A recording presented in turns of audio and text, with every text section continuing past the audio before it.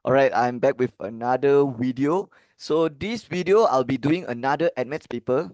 Okay, but this video is a bit different because I will do the actual SPM 2023 Addmaths paper. Okay, I've been doing a lot of state paper, right? But I want to change things up a bit. I want to do the kertas sebenar this time. Okay, and I choose the most recent one, which is the SPM 2023. So this is the most recent SPM paper, the SPM 2023, and this is paper one for Addmaths. Okay, all right. So I will start now. Let's look at question number one.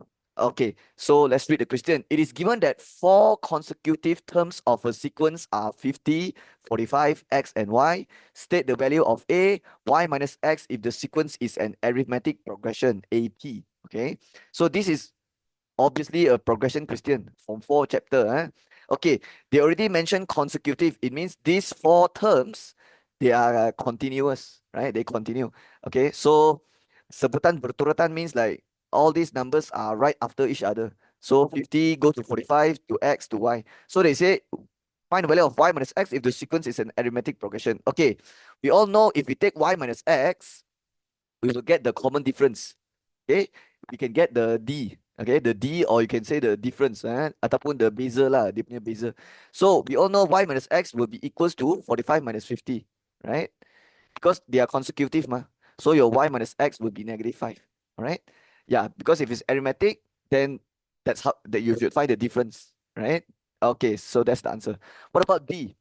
State the value of y over x if the sequence is a geometric progression. So geometric progression means GP, and GP you don't find the difference. You should find the ratio. And how to get the ratio is you take any term, divide with the term before. So since they are trying to find y over x, so the y over x answer will be same with 45 divide 50. Okay. And this one you can simplify. You get y over x. You get 9 over 10. Okay. Just use your calculator. Just tekan saja 45 bahagi 50. And they will straight away change to 9 over 10 for you in the calculator. So that is question number one. So sudah siap ah? Okay, let's continue. Number two. So diagram one shows two straight lines. Okay, I can see one straight line, two straight line. Boleh. Lepas tu dia kata find value of Q. Okay, let's observe these two lines. So ada tak dia bagi equation untuk dua-dua line ni? Ada. The first equation dia bagi y equals qx. So this is the equation of the line, right? And then the other equation they also give me the line, but I realize this equation they give it in intercept form. Intercept form means x over x intercept plus y over y intercept equals 1. Okay, this form we call it intercept form. Okay, and the other line they give in the linear form ataupun the gradient form lah. It's like y equals mx plus c, right? It's just that the plus c, the c is 0. That's why they never write anything here. Okay, but I can see that the gradient is q lah. And also I see something here. They put 0, 2 here, and then they got put a 90 degree here. Okay, whenever you see 90 degree, you have to remember this formula. M1 times M2 equals -1. Bila you nampak 90 degree macam tu, you mesti ingat formula ni. M1 times M2 equals -1. It means when two lines are perpendicular, the gradient of these two lines multiply will give you -1. Okay, only when they are perpendicular 90 degree. And another thing I notice is I can find the P. Yeah, I can find the P because intercept form, dia mesti x over x intercept plus y over y intercept equals 1. So what do you think is the 6? This 6 must be the x-intercept lah, and then the y-intercept is p, right? It means this is 6 because this is the pitasan x, the x-intercept, and then the y-intercept is p, right? But they give here this is 2, so it means the p is definitely 2. Okay, the p is definitely 2. So now we have our equation for this line. It's x over 6 plus y over 2 equals 1. And for the other line equation is y equals qx, right? And they says find value of q, right? Okay, first of all, we need to use this formula, the gradient formula. So we have to cari gradient from this line and then cari from gradient of this line. And then ambil dua gradient ni, darab equals -1. That's the plan now. So let's try to find the first line gradient. Well, it's very easy. The gradient is q. Because I told you already, this equation is already in linear form. Linear form means it's already y equals mx plus c. So the m, you just ambil macam tu je. But for this one, they give you in intercept form. So how do you find the gradient kalau intercept form? Of course, you can change to linear form. Okay, it means you tukar jadi y equals mx plus c. And how you do that? You kena samakan dia punya denominator lah. You maybe this one times 2 times 2, this one times 6, and then pindah. Ah, and then pindah jadi y equal mx plus c, and then dapatkan gradient dia lah. But it's very slow to do it like that. There is a faster way. You can use the gradient second formula. So we all know the gradient formula is y2 minus y1 over x2 minus x1, right? But there is actually another formula for gradient. It's a negative y-intercept over x-intercept. But this formula we jarang guna lah. We seldom use this formula. Okay? But in certain case, it's you can use it. So for example, this case you can use it because kebetulan you have the y-intercept and x-intercept. So I'll just look at negative y-intercept over x-intercept. Y-intercept is 2, x-intercept is 6. So the gradient for this line is negative 1 over 3. Okay? Yeah. Okay, most of the time we use formula yang atas ni kan. Tapi kalau you ada x, y intercept and x intercept, you can use this formula. You get the same answer. Okay, sekarang saya sudah cari gradient of the two lines. Sekarang kita boleh cari Q, and how we do that? By using this formula, m1 times m2 equals negative 1. So Q times with negative 1 over 3 equals negative 1. And why is it equals negative 1? Because they are perpendicular to each other. Perpendicular means 90 degree, ataupun serenjang dalam bahasa Melayu, serenjang. So your Q will be negative 1 divided negative 1 over 3, which is positive 3. Okay, you can just use your calculator to help you and you get the answer. Okay, done. Okay, let's continue. Number 3. Diagram 2 shows two straight lines L1 and L2 drawn based on 5 plotted points on the plane 1 over y against x squared. Let's check 5 points. 1, 2, 3, 4, 5. Okay, yeah. Got 5 points and got two straight lines L1 and L2. L1, L2. Yes, yes. And then they say the y-axis is 1 over y against x squared. Okay, boleh. So A dia kata apa? Garis lurus manakah yang merupakan garis lurus penyuaian terbaik yang sesuai? Beri sebab kepada jawapan anda. Which straight line is a suitable line of best fit? Give a reason for your answer. So let's observe L1 and L2. So I will use the red color to highlight the L1. All right. And I will use the blue color to highlight the L2. Right. Okay, we always do this in paper 2. Remember, in paper 2, they will always ask us to draw graph and draw the line of best fit, right? And how do we adjust? How do we draw the line of best fit? We make sure that the line of best fit joins most of the points. Okay, dia kena sentuh paling banyak point ataupun dia kena melalui paling banyak point. And another thing we also check is we make sure that it's balanced. What do I mean by balance? Dia kena seimbang. Maksudnya, point yang duduk bawah, bilangan point yang duduk bawah garisan kena sama dengan point yang duduk atas garisan. Okay, it has to be balanced lah. Okay, so and whenever we do paper 2, we will try to adjust our ruler, try to goyang kita punya goyang-goyang sikit, and then tengok which one it gives you the line of best fit. So now you have two choice, the blue color or the red color. Which one is the line of best fit? Okay, I will tell you straight away. It's the red color line. Okay, let me tell you why. Because the red color line, it touches how many points? Touches 1 point, 2 point, right? 2 points. Okay, and you have 1 point duduk atas, 2 point duduk atas. Yeah, this point also duduk atas garisan. I'm looking at the red color line. So 2 points atas. Okay. So this is the red color line L1. So you touch 2 points. 1 point duduk atas sikit. Another point duduk atas sikit. And then ada 1 point duduk bawah. Right? So this is the line of best fit. Right? But why is this better compared to the blue color line? Because if you look at the blue color line L2, dia sentuh 2 point juga. Ya, dia sentuh 2 point juga. You can see the blue color line, dia sentuh ini dengan ni kan. But how many point duduk atas? 1 point duduk atas, okay. And then 2 point duduk bawah, right? But the 1 point duduk atas is like, the distance is a bit, is like quite far actually. And then the point yang duduk bawah also is like quite far away, right? So if you want to choose between these two, L1 and L2, which is better? Which is more balanced? Okay, of course they both join same amount of points. Dua-dua garisan ni dia sentuh 2 point. They both join 2 points only. But which one more balanced? Which one more balanced? Of course the L1. Because walaupun point dia ada point yang tak sentuh, tapi point dia lebih dekat dengan garisan berbanding dengan L2. Because L2 the points are further away from the line, right?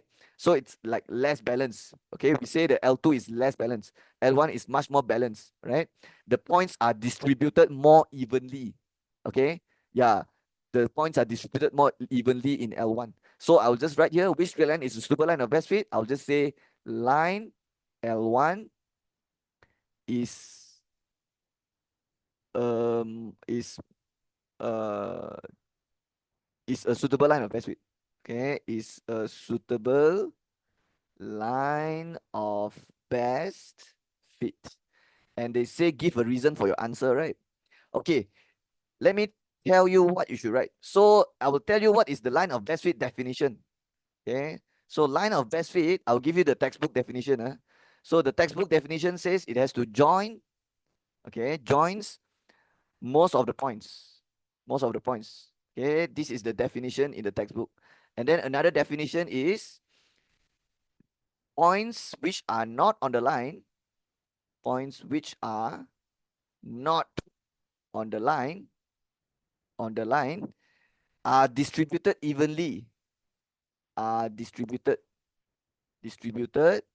evenly on both sides, on both sides of straight line, of the straight line. Okay. Okay, so this is the textbook definition. Number one, it has to join most of the points. Number two, the points which are not on the line has to be distributed evenly on both sides. That is why we choose L1. Yeah, because the points are distributed more evenly if you compare to L2 lah. So we should mention that in our reason, right? So what we can say here, okay, I think if it's only worth 1 mark, I think this question, right? But I think it's better if you just mention all the, like, just mention banyak banyak. So line L1 is a suitable. This one is 1, right? I go and write Li. Okay, so this one L1. Okay, so because, okay, because L1. Okay, you just mention the definition for line of best fit, because L1 joins most of the points. Okay, in bahasa Melayu means like dia sambung kebanyakan titik. Join most of the points. Yeah, because this is the best choice already. You can only maximum sentuh 2 points already. So L1 joins most of the points. Okay, and points which are not on the line, which are not on the line. Okay, I'm just copying from here, by the way. Line are distributed more evenly. Yeah, you can use the word more because we are comparing L1 with L2, right? So I will put the word more to show that the L1 is better lah. So I distributed more evenly, okay, evenly on both sides of straight line, on both sides of straight line. Okay, in other words, it's more balanced lah. It's more balanced. Okay. Yeah. Okay. So this is how I would write for the reason. Okay. If you write in bahasa Melayu can also, you can write sebab apa L1 sambung kebanyakan titik, and also titik yang tidak terletak pada garis lurus bertaburan secara seimbang pada kedua-dua belah garis lurus. Okay. Distributed more evenly means bertaburan secara seimbang. Distributed means like bertabur. More evenly, secara lebih seimbang pada kedua-dua belah garis lurus on both sides of straight line. Okay, you can write like that also if you want to write in bahasa Melayu lah. Okay, so this is the answer. Let's continue. Okay, B, they says given that tan 9 lies on the line of best fit, express small y in terms of small x. Okay, let's look at the soalan. They says tan 9 lies on the line of best fit, which is L1, right? So tan 9 so the red color line so tan 1, okay, I think it's like lebih kurang here lah, tan 9 so it lies on the line. It means the red color line got passes through tan 9, and then they says express y in terms of x. Okay, let's not okay, kita jangan express small y in terms of small x first. Kita express big y in terms of big x first, because this equation dia punya y-axis sebenarnya 1 over y, x-axis x square, right? But I always tell my students, don't masukkan the y-axis, x-axis first. Find the m dengan c dulu, gradient y-intercept dulu, and then baru sekaligus kita tukar semua. Okay, so let's try to find the m and the c. But the big y, big x later. Okay, nanti baru kita letak. So let's find the gradient. So how to find the gradient of the red color line? You have to choose 2 points on the line. You kena pilih 2 titik yang terletak pada garis. So the 2 points that we can take is tan 9 and 6, 7. 2, 4 cannot take because it's not on the line. Dia bukan terletak pada garis, right? So it has to be point dia kena mesti melalui lah. So 6, 7 and tan 9 is perfect because they both got passes through. 9 minus 7, the gradient formula is y minus y, x minus x. So 9 minus 7, 10 minus 6. 9 minus 7 over 10 minus 6. And you will get the gradient 2 over 4, which gives you 1 over 2. So gradient sudah dapat. Now for y-intercept. Okay, let's go to the diagram and see where is the red color line punya y-intercept. So the red color line is this. The y-intercept is here actually. And here the soalan ada bagi tak sini berapa? Tak bagi kan? So kita tak tahu. Right? Kita tak boleh nampak kita punya y-intercept. Right? You cannot simply bagi tahu saya, oh sir, this one this one is 2 lah. Okay. You main cakap saja, mana boleh? Tak boleh. Okay, this is not 2. Okay, so you cannot just guess. What you have to do? You have to use cara ganti. Ya, you kena ganti. Sebab dia tak bagi kan. So kalau you guna mata tengok tak dapat you punya pintasan y, you cannot get your y-intercept by looking at the diagram. You have to use another method which is called the substitution method. You kena ganti. And how you ganti? Very simple. Because you already have your m. So your equation now becomes y equals m, which is 1 over 2 big X plus c. And to find c, you ganti x and y dalam. Tapi dengan syarat, you kena ganti point yang kena passes through lah. You have to ganti a point that got passes through. So this red color line got passes through 6, 7 and 10, 9. So you can use either one, you can choose. Nak masuk 6, 7 pun boleh, 10, 9 pun boleh. Okay, let's say I masuk 6, 7. Tapi kalau nak masuk 10, 9 boleh juga, sama saja. And the 6 is the big X, the 7 is the big Y. Okay, yeah. So now you understand why at first just now I don't want you to write the y-axis terus tulis 1 over y. Because if you terus tulis 1 over y, you will silap sini tau. Later you go and masuk like 1 over 7 macam ni tau. And it's wrong tau. It's wrong. Because the 7 is not actually, the 7 is already 1 over y already. The 7 is already like the whole thing already. So if you sub like that, it's wrong.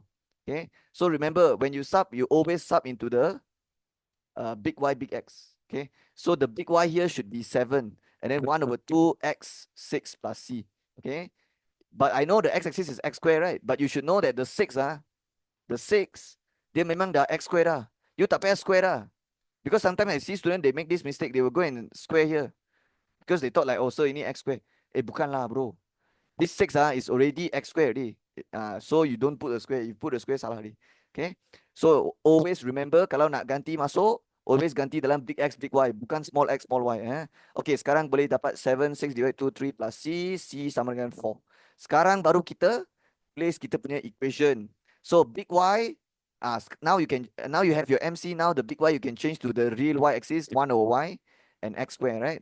So it becomes 1 over Y equals to M, which is 1 over 2. The x axis is x square plus c, which is plus 4. But the question says small y in terms of small x. It means you kena jadikan small y single. You have to make the small y single. But now this side is 1 over y. So what we can do? We can terbalikkan. Yeah, we can terbalikkan. The 1 over y, we can terbalikkan jadi y. But if you terbalikkan the left hand side, the right hand side also have to terbalik. But if you realize the right hand side is not a fraction. Yeah, it's not a single fraction. So apa kita boleh buat? Kita boleh jadikan both side fraction.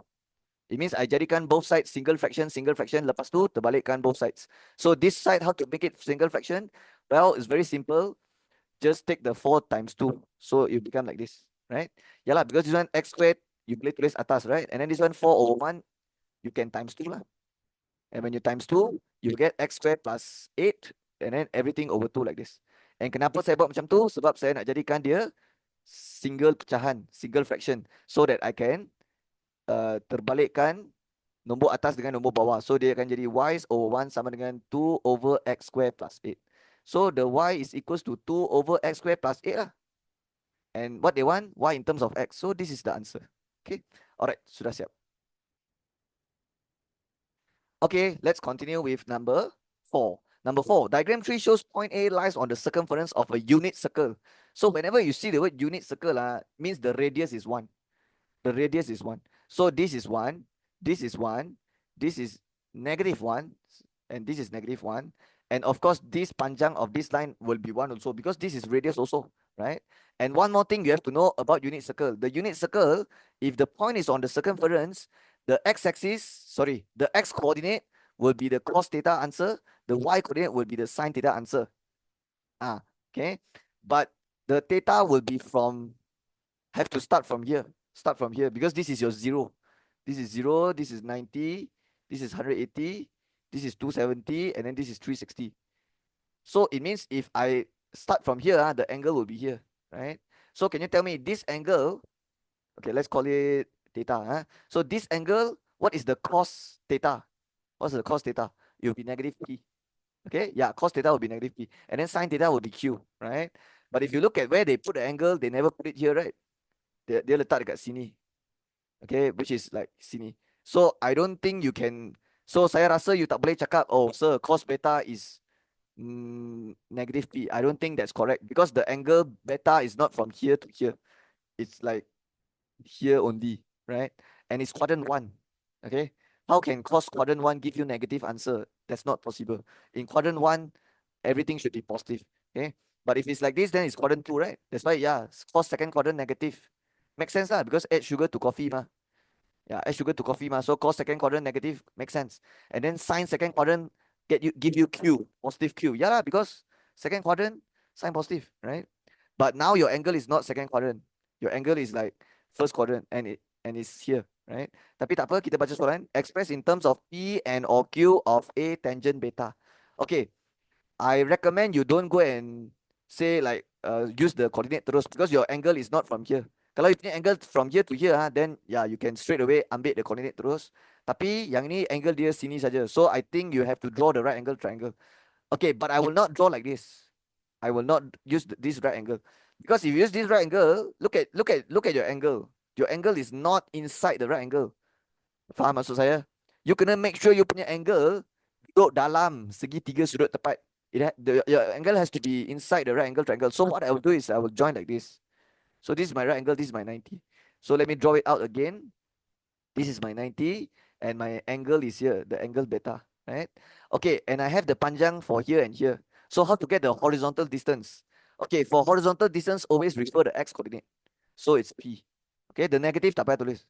Okay, because the negative only indicates quadrant and we don't want the negative because it's just there to tell you the panjang saja. Okay, and then the y coordinate, the vertical distance here will always be the y coordinate, which is q lah, right? And don't forget this panjang you have actually is 1, right? But we will not use the 1 because they are asking for tangent beta. So the tangent beta, what I will do is I will first check whether our angle is in which quadrant first, right? So I always teach my student, I said, better check your angle which quadrant first. If it's not quadrant 1, you better find out your reference angle if it's not quadrant 1. But this angle beta is already in quadrant 1, so we don't have any issue. We can straight away write down the tangent formula, SOHCAHTOA, so opposite over adjacent. So depan angle kita panggil opposite, depan 90 kita panggil hypotenuse, the remaining we call it adjacent. So the opposite over adjacent will be P over Q. But you have to leave empty space, then baru tulis P over Q. Because later you have to check positive or negative. Okay, let's check now, positive or negative. Your angle is in quadrant 1, ma, right? Yeah, this is clearly less than 90. So tangent must be positive. So this is the answer. Ini jawapan dia. Okay. Okay, let's do B. So B says they want to find cot 180 plus beta. Hey, when you see angle, tambah angle or angle tolak angle, confirm you will use the addition angle formula. The addition angle formula. And the addition angle formula is for tangent is tangent A plus minus B equals to tangent A plus minus tangent B, okay, over 1 minus plus tangent A tangent B. This formula is given in the exam. Yeah. It's one of the formula that we need to that we learn in the Form 5 trigonometry chapter. Okay, so we will be using this formula. It's just that the A replaced with 180 and the beta is B lah. Okay, and one more thing is this one is cot, it's not tangent, right? So I think I will change the cot to 1 over tangent first. So cot, oh silap tulis, cot 180 plus beta, cot 180 plus beta is equals to 1 over tangent 180 plus beta. But the tangent 180 plus beta, we can apply this formula, this addition angle formula. But make sure the A you change to 180, the B you change to beta, right? Okay, so dia akan jadi apa? Okay, let's see. Okay, I have an idea. Because this one is 1 over tangent 180 plus beta, right? It means you terbalikkan this lah. Yeah, because it's like 1, because this one is over 1, right? Nothing here is over 1. So if you terbalikkan sini, jadi 1 over tangent, sini dua-dua ni pun kena terbalik. So yang bawah ni you kena tulis atas, Yang atas ni you kena tulis bawah. So it becomes what? 1, okay, minus or plus? Minus. Okay. Yeah, because in this case, my soalan 1 plus. So if the symbol here is minus plus means you jangan ikut dia punya original sign here. So jangan ikut sini means minus lah. And then tangent A, tangent B, right? So tangent A is 180. And then my B is beta. So like this. Okay. So the yang bawah one you tulis atas. And then over. Okay, yang atas tangent A plus tangent B you have to tulis bawah. The one you sudah switch jadi bawah. And then the A, of course you write 180 plus or minus. Okay, kalau dia punya symbol plus minus means you follow whatever they write here.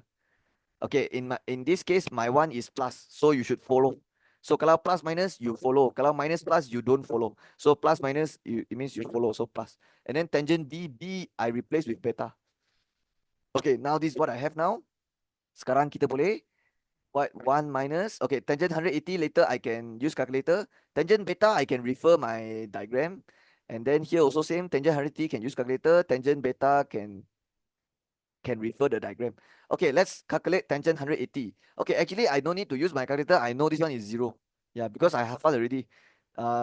When you shift tangent 0, you get 0, 180, 360. Yeah, because it's one of the special case that we need to hafal, so I know already. But of course, you want to tekan can also lah. You get 0 also. Okay, and then what about tangent beta? Tangent beta here. Okay, I already do it here. It's a positive P over Q. So masuk je lah P over Q, P over Q, and it's positive. Okay, sekarang kita dapat apa? Okay, this one the hubungan here is darab. Yeah, they have to multiply. So 0 times P over Q is 0. So this whole thing gone already. Yeah, because it's like times 0 already. So you just left with 1 here. And then yang bawah tinggal 0 plus P over Q. This one is plus. So the P over Q have to write lah. But make sure you open bracket like this. Because if you don't put open bracket, then then it becomes, because okay, let me explain. Yang ini dengan yang ini tak sama tau. This one and this one is not the same thing. Ya, ini 1 bahagi P dulu and then baru bahagi Q. Ini P bahagi Q dulu then baru 1 bahagi. So it's not the same thing. So make sure you put nicely the bracket so you know it's P bahagi Q dulu. Okay, 1 divide P over Q is Q over P. Okay, so that is the answer. Okay, sudah siap. Okay, let's move on. I'm doing number 5 now. So what chapter is this? Vector. Yeah, definitely vector. So let's read the question. Diagram 4 shows 3 points on the Cartesian plane. Point P negative 1, 5. Point Q tak bagi coordinate. Point S is 1, 2. And then A state vector SP. So I will do it here. Okay, this one is from 4 chapter. It's the vector chapter. Okay, so how to find SP? Okay, first of all, they already give you the point S and point P, right? So this one is under coordinate vector. Yeah, it's under vector, but vector pun ada subtopic kan. So there is one subtopic is called coordinate vector ataupun vectors in Cartesian plane. Okay, so vector yang berada dekat sata kartis. So for vectors in Cartesian plane, it will be in terms of ij. Okay, in terms of ij, but you can also write it differently. You want to write it like this, bracket can also is the same. Okay, so what you have to know is the x value is for the horizontal movement, y is for the vertical movement. Okay, X untuk pergerakan yang kiri kanan, Y untuk pergerakan yang atas bawah lah. And you want to tulis in this bentuk pun boleh, this bentuk pun boleh. Okay, they are both the same thing. So, how to find vector SP kalau dia dah bagi point S dengan point P? They already give you the coordinate, right? So, very easy. If you want to find SP punya vector in terms of IJ, you just ambil P coordinate minus S coordinate. Yeah. So, okay, should I write in IJ or in bracket? Okay lah, mana-mana boleh lah. I think I write in bracket lah. Yeah. Yeah, because the soalan never specific cakap nak dalam bentuk apa, so I just write in bracket. So for the x value, you have to take x coordinate minus x coordinate, but it has to be p minus s. So it has to be negative 1 minus 1, right? And then for the nombor bawah sini, it will be 5 minus 2.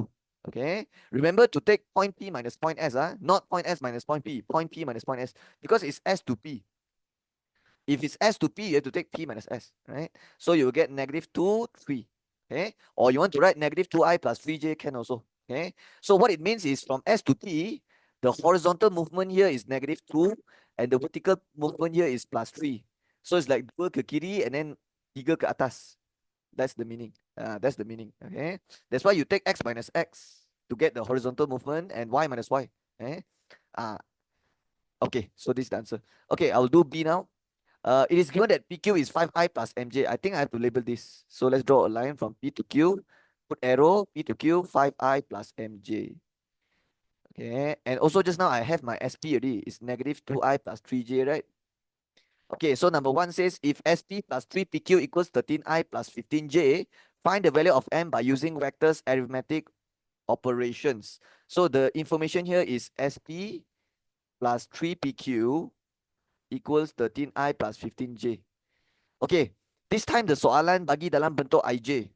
So I also follow the question lah. Okay, but actually you want to write in like this form bracket can also. Can also. But since the question asked like that, I just follow the question. Okay, so for vector SP I have or not? Yes, negative 2I plus 3J. So masukkan je. And then plus 3 times with vector PQ ada ke tak? Ada juga. So masuk saja 5I plus MJ. Okay. Basically just masuk sajalah sebab you sudah ada. And then 13I plus 15J, this is what the question yang bagi tahu. So kita tulis ikut, right? So what we have to do now? What is our plan now? We have to kembang, we have to expand the tree inside, and then compare with the 13I plus 15J later. Okay? Saya ulang sekali lagi. Apa yang kita kena buat? Kita kena jadikan on the left hand side kena jadikan single I single J. On the right side pun jadi single I single J. Lepas tu banding. Itu apa yang kita kena buat sekarang. What we have to do now is basically make it single I single J on both sides. Okay, on this side it has to be single I single J. On the other side also same, and then so that we can compare lah. Okay, so let's take the 3 times first. So negative 2I plus 3J ini tak payah buat apa. This 3 kena kembang dulu lah, because we have to buat bracket dulu kan. So 3 times 5 is 15I. 3 times positive M is plus 3MJ equals 13I plus 15J. But I told you it has to be single I single J on both sides. Okay, on the right hand side dia sudah single I single J. Tapi ini macam mana nak jadi single I single J? Okay, ini dia ada I, ini pun ada I. So I dengan I boleh buat lah. Negative 2 plus 15, 13I. Okay, J dengan J pun boleh buat. Tapi this is 3J, this is 3MJ. 3 plus 3M, 6M ah. No lah bro, mana boleh. 3 plus 3M bukan 6M. Kalau 3M plus 3M boleh jadi 6M lah. Tapi kalau 3 plus 3M tak boleh tambah sekali. So what we have to do, we have to use another method which is factorization. Kita kena faktorkan J. Sebab 3 dengan 3M ni tak boleh buat. So just factorize, factor out the J, left with 3 plus 3M macam tu. Okay. Okay, sekarang kita compare. Sudah single I, single J on both sides. So we compare. So what the value before I here is 13. The value here before I also 13. So sama lah. Okay, what is the value before J? 3 plus 3M. On the other side, the value before J is 15. So boleh sama juga. 3 plus 3M equals 15. So how to find M? Pindah je lah. Plus 3 jadi minus 3. 15 minus 3, 12. 12 divide 3, 4. So your M answer, 4. Okay, sudah siap. Let's continue with question number 2. So they say, hence determine the unit vector in direction of PQ. Unit vector ada formula tau. The unit vector formula is 1 over magnitude times with the vector. But the vector has to be in terms of IJ. Yeah, this is the formula for unit vector. Okay. So let's try to find the magnitude of PQ first. But do we have the vector PQ? The answer is yes. Where's vector PQ? Oh, here. 5I plus MJ, right? But the M sudah dapat tadi, 4J. So the vector PQ is 5I plus 4J lah. Okay, so PQ, okay, equals 5I plus 4J. But we want the magnitude, and the symbol for magnitude is this. You put the line like this. Okay, how do you find the magnitude? Square root, bracket square plus bracket square. Dalam bracket kena masuk nilai before IJ. So before the value before IJ is 5 and 4.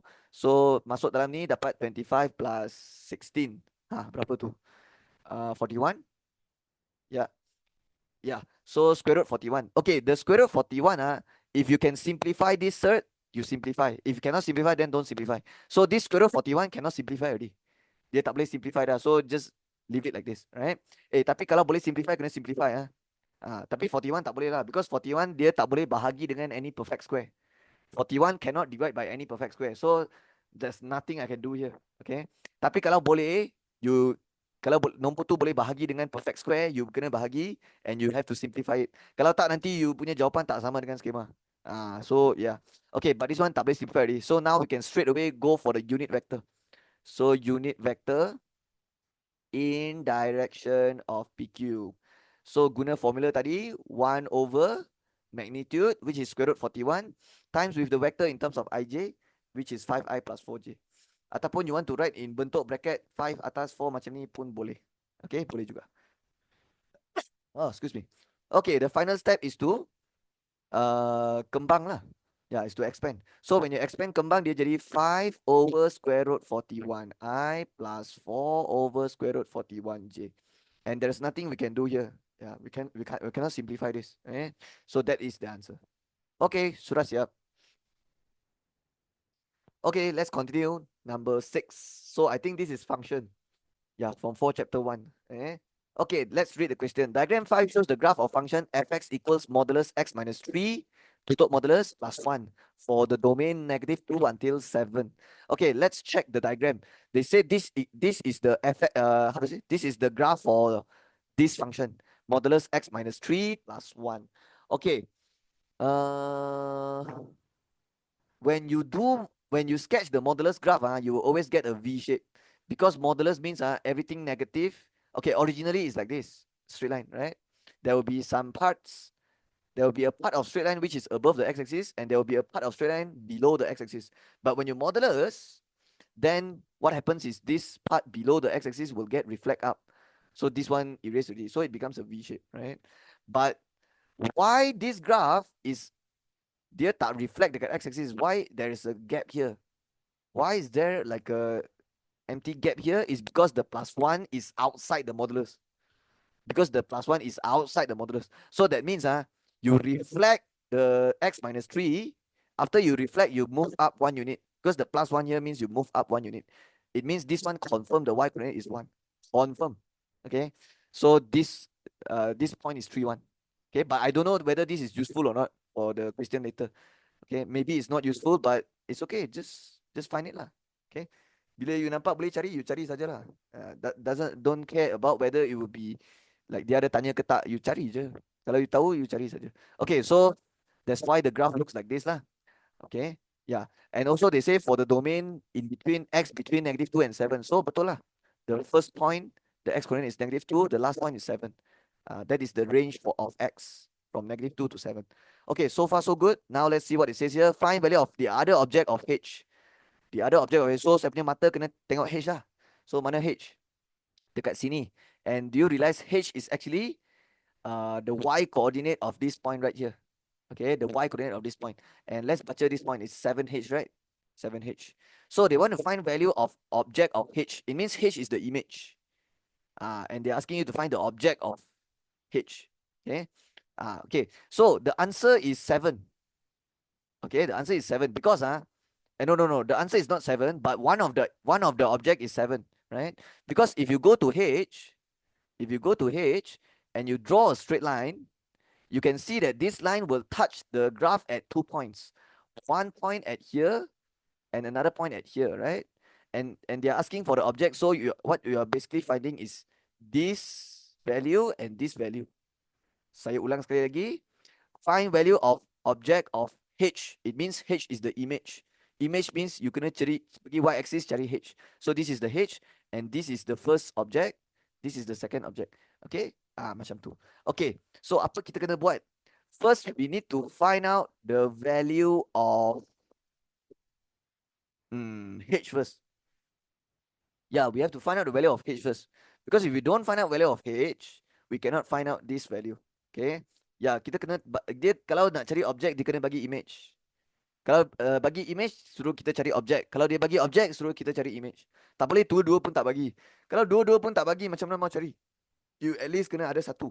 So what you have to do is, you have to use this 7h, ganti masuk, get h first.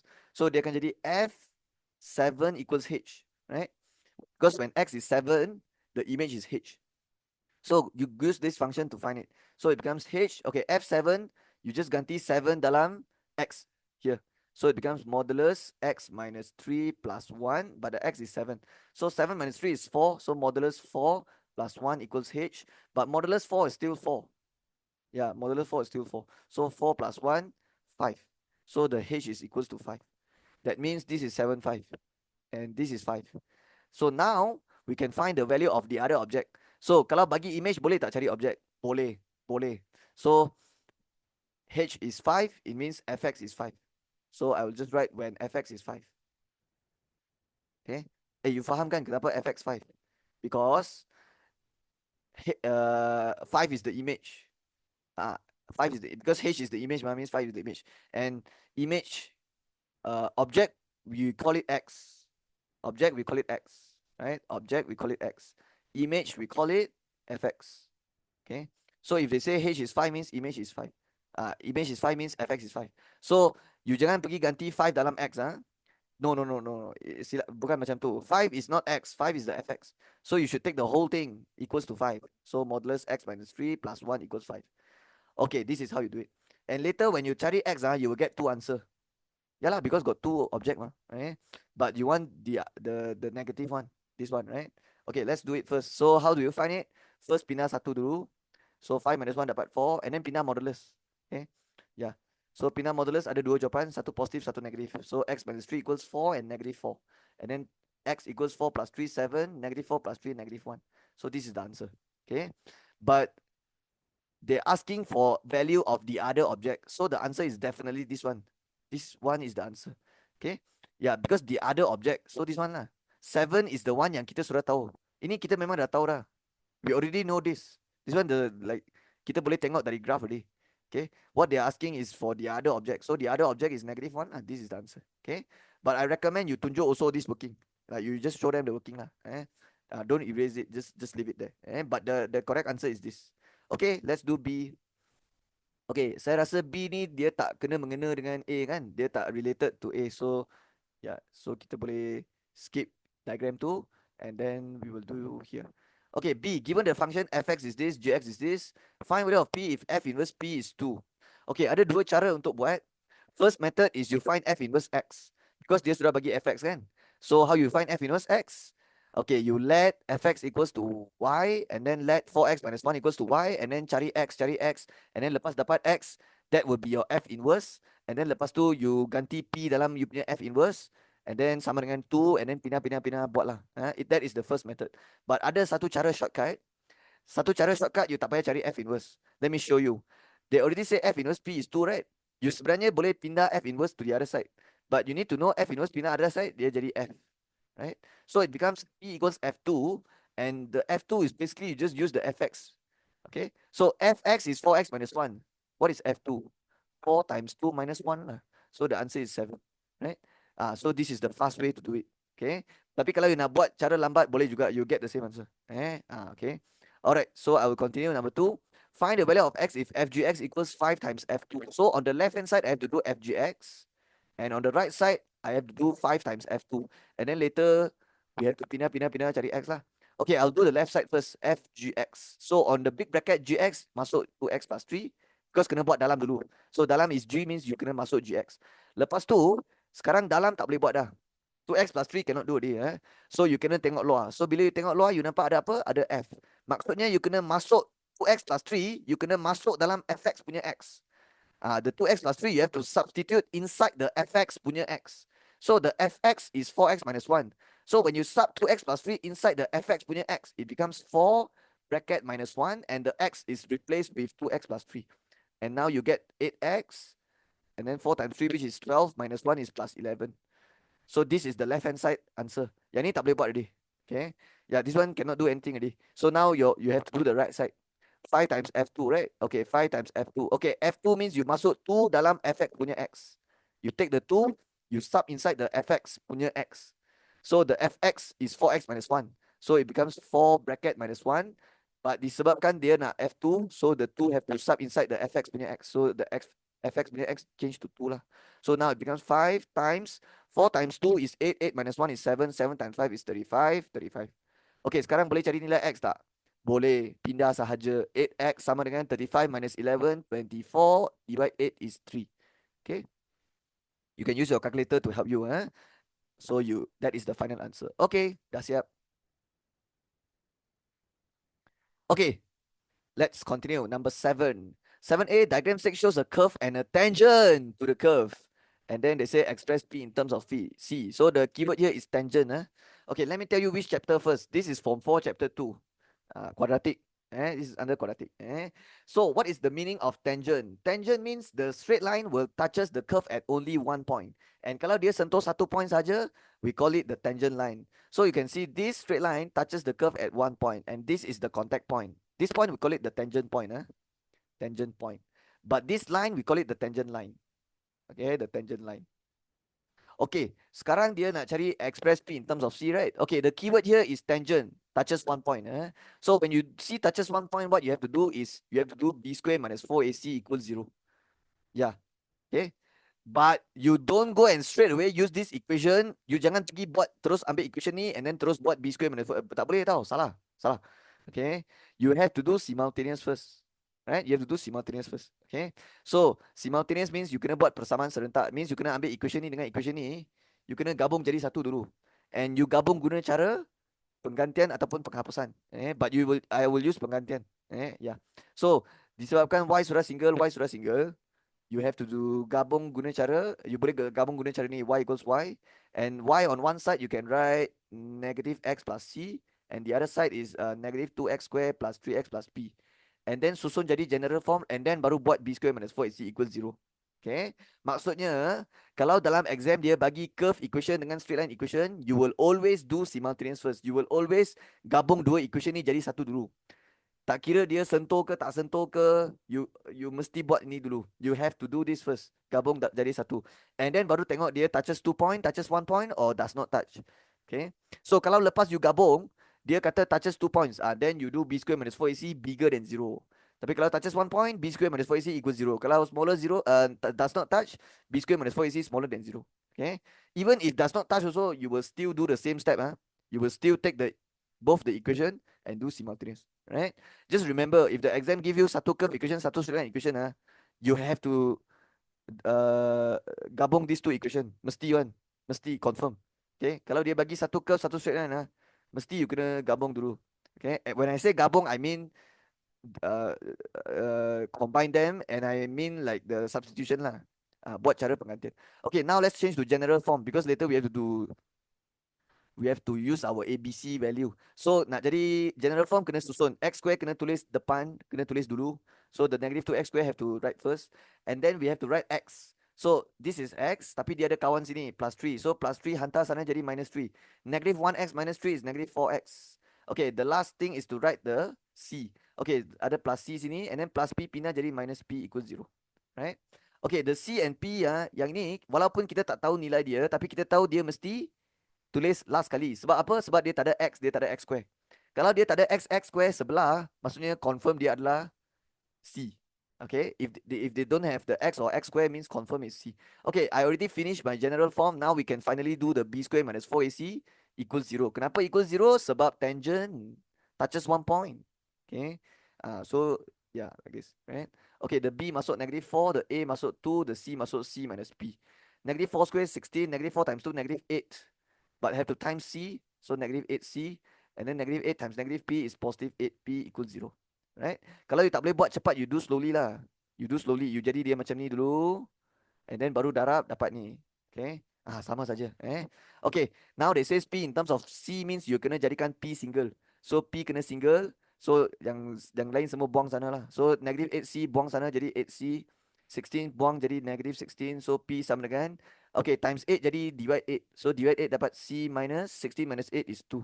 So this is the answer. Okay. Alright. Sudah siap. Okay, let's continue with B. Okay, B, I think I will use the space up here. Ya, sini ada ruang besar kan. Okay, B. Find the range of values of x for bracket x plus 1, bracket negative 3x minus 3, smaller than x minus 1 using the table method. Okay, this is 2.1. Yeah, from 4 chapter 2 also, but it's 2.1. So 2.1, you learn about quadratic equation and quadratic inequality. So this question is a quadratic inequalities. Dalam bahasa Melayu, ketaksamaan kuadratik. Ketaksamaan. Bukan persamaan. Kalau persamaan dia equal. Kalau persamaan dia guna simbol sama dengan. Tapi ini ketaksamaan. Ketaksamaan, inequalities. And for quadratic inequalities, ada 3 cara untuk buat. You have the graph sketching method, you have the table method, and you have the number line method. But I will show you using the table method, because that's what the question asks for, right? So before you use the tree method, before you use one of the three method, you have to solve for x first. Ya, you kena cari nilai x dulu. Tak kira which method you use, you have to, the first step is to dapatkan nilai x. And how you cari nilai x? Sebenarnya senang saja. You just buat macam quadratic equation. Okay, kalau ini equal macam ni you buat, macam tu lah you buat. It's like just jadi general form and then tekan calculator dapat jawapan. So first I will expand, I will kembang. Negative x times negative 3x is negative 3x squared. And then x times negative 3 is negative 3x. And then 1 times negative 3x is negative 3x. 1 times negative 3 is negative 3. And then smaller than x minus 1. So now we have to change to general form and so that we can use our calculator to dapat nilai x. So that's what we are doing now. We are just solving for x. So kalau ada square means you have to susun everything on one side equals 0. So negative 3x square. Okay, next one have to write x. So negative 3x minus 3x is negative 6x, but there is another x here. So it becomes negative 6 minus 1, negative 7x. And then negative 3 minus 1 jadi plus 1 jadi negative 2, smaller than 0. Okay, before you use the calculator to tekan the ABC, you have to make sure depan sini positive. So kalau negatif, apa you boleh buat? You boleh tukar tanda untuk semua orang. So everyone just tukar tanda. So tukar tanda jadi positive, minus 7 become plus 7, minus 2 become plus 2. And when you tukar tanda for everyone, what you are doing is you are actually you tengah divide everything by negative 1, right? It means the 0 also divide negative 1. And do you know that when you divide the 0 with when you take the 0 divide by negative number, this symbol have to terbalik. So smaller now becomes bigger because you divide everything by negative. Okay. And after you sampai sini, you can use your calculator. And then you get the two answers, right? So let me press my calculator. My A is 3, B is 7, C is 2. Okay, my calculator give me negative 1 over 3 and negative 2. Okay, so tulis lah. Negative 1 over 3 and negative 2. And don't forget here you have to kosongkan satu baris because you have to write bracket, bracket. And the first bracket, what you have to write? Okay, you have to pindah balik in reverse. So the 3, you have to pindah balik jadi darab. Because dia bahagi mah, dia duduk bawah bahagi. So pindah balik jadi darab. And then the minus 1, you have to pindah balik jadi tambah 1. And then minus 2 also same, you pindah balik in reverse jadi x plus 2. And of course, this symbol you have to write bigger 0. Cannot write equal 0. Because this one is bigger 0, this one also bigger 0. But here you have to write equals. Here you don't go and write bigger, bigger like that. If you write like that, then your answer tak ada logic already. Salah lah. So what you have to do is you have to write equal and then use the table method now. Sekarang use the table method now. Okay. Or you can use the graph sketching method lah, depending on what the question, depending on what the question, what method they want. Okay. But this question they want table method, so I'll use table method. Okay. Okay, but I want to tell you something. I don't have enough space. Okay, what if I draw it down here? Okay, I have an idea. What if I move this? Wait.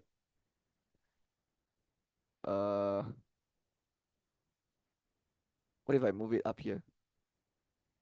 Okay, if I move it up here, then I have enough space, right? So, okay, I'll do it my table here lah. Yeah, I'll do my table here like this. Okay. Okay, let me tell you something. Sebenarnya saya sudah tahu jawapan dia. Yeah, I already know the answer. Because I use the graph sketching method in my head and it's very easy. Kalau you punya bracket bigger 0, your answer will be x smaller than the kecil punya number. Which one is kecil punya number? Negative 2. And then the other one is x bigger than negative 1 over 3. This is the final answer, right? Because if you use the graph sketching method, you will sketch the graph. And then the small number you have to write first, which is negative 2 lah. Negative 2 is smaller. Negative 1 over 3 is the big number here. And then bracket bigger means you load it here, load it here. So this is the answer. If you use the graph sketching method. Okay, so it's like you already know the answer, but you have to pretend like you don't know the answer now because they ask to use table method. So you have to use another method. But later you will end up with this answer also. Okay, so I sengaja tak mau padam ni. I will firstly leave it here so that you nampak dia punya jawapan and you can see later you get the same answer. Okay, so sini saya buat satu garisan macam ni. And then here let's make it like, okay, I think this size is enough. Okay, and then for this size I think it's like this, good enough. Okay, and then the middle one besar sikit lah. Okay, macam ni. Okay, so draw a table because it's called the table method, right? Okay, I think I need to draw a line here and another line here. Okay, now my job is to fill in this table. Let me teach you how to fill. Let's fill in these 3 boxes first. So for this three box, you have to write down all the possible answers. Write down all the possible answers. So the possible answers will be X smaller than the kecil punya number. X smaller than the small number. So which one is the smaller number here? -2, right? So X smaller than -2. And then the another answer is X bigger than -1/3.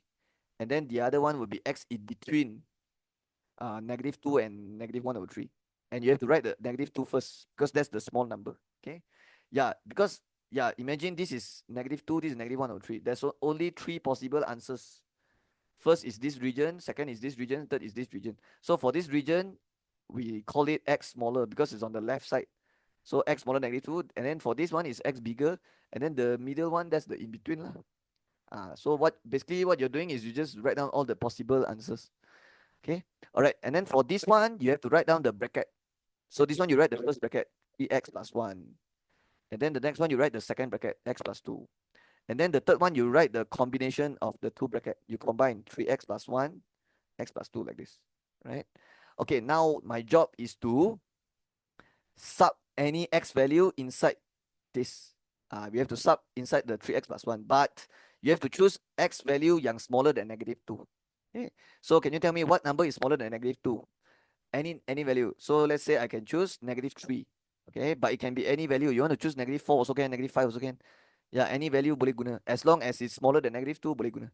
Okay, what about here? X in between -2 and -1/3. What value you can choose? Okay, I'll choose -1. Because -1/3 is -0.33. So -0 point something and -2 in between -1 lah. And then this one I will choose bigger than -1/3, I'll choose 1. Okay, because 1/3 is 0.33. So if I want bigger than -1/3, I'll just choose 1. Okay, or you want to choose 0 also can. Yeah, 0 is also bigger than this, right? Okay, so now what I'll do is I will sub the -3 inside here. Okay, just sub inside. So it becomes like b times -3 plus 1, which gives you -9 plus 1, -8, which is negative, right? So we don't care about the exact value. We only care about whether it's positive or negative. We only care about the answer being positive or negative or not. Like, yeah, that's what we care about. Same with this, just sub only 3 times -1 plus 1, which is -3 plus 1, -2. So it's negative 3 times 1 plus 1, 4, which is positive. Okay. Okay, now let's do faster here. X plus 2, so bracket plus 2 lah. This one is -3 plus 2 is -1, so negative. This one is x plus 2, x is -1, 2 minus 1 is 1, positive. And then this one is x plus 2, but the x I decide to use 1, 1 plus 2 is 3, this is positive. Okay, for this one no need to sub, because this one is this one times with this one, right? 3x plus 1, so you just take negative times negative, you get positive. Negative times positive, negative. Positive, positive, positive. So you end up with something like this. So now you can see what is the answer already. So how you want to know which one is the answer? You refer to this baris. You refer to this baris and you see whether they want bracket bracket bigger 0 or bracket bracket smaller 0. So you can see they want the bracket bracket to be bigger 0. It means they want the bracket bracket to be positive. So if you want your bracket bracket to be positive, you have to take this one and this one lah, because you want your bracket bracket to be positive. So your answer will be this. Remember at first you write down all the possible answers here. So your answer would be x smaller than -2, x bigger than -1/3, which is the same as what I write just now. Okay, yeah, because just now I used the graph sketching method, like that, because that's the faster method, and I already used that method to get the answer already. So inilah jawapannya. This is the range of x, right? Okay, I want to mention one extra thing here. Imagine if I lupa tukar tanda here. The smaller I tak tukar bigger. It means I will write the wrong answer, right? Because I will thought, oh, this one is smaller, right? So very important. Remember, the smaller have to change to bigger kalau you tukar tanda semua orang. Kalau semua orang tukar tanda means you divide everything by -1, including the 0 also.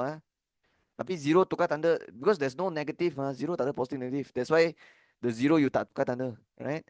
But sebenarnya kosong tu tukar juga. That's why have to terbalik, right? And also when you want to look for the answer, you always look at this baris. You jangan pergi tengok baris ni. Okay, you tengok baris yang bracket punya. Okay, so this one. Okay, so that's the final answer. Okay, sudah siap? Alright, let's do question C. It is given that P and 2P are the roots. Okay, do sobo. Yeah, do sobo method. So because if they mention the word roots, but they never say two different roots, two equal roots, or no roots, right? So you do sopo lah. But if they got mentioned two different roots, two equal roots, or no roots, yang tu kena buat b square minus 4ac.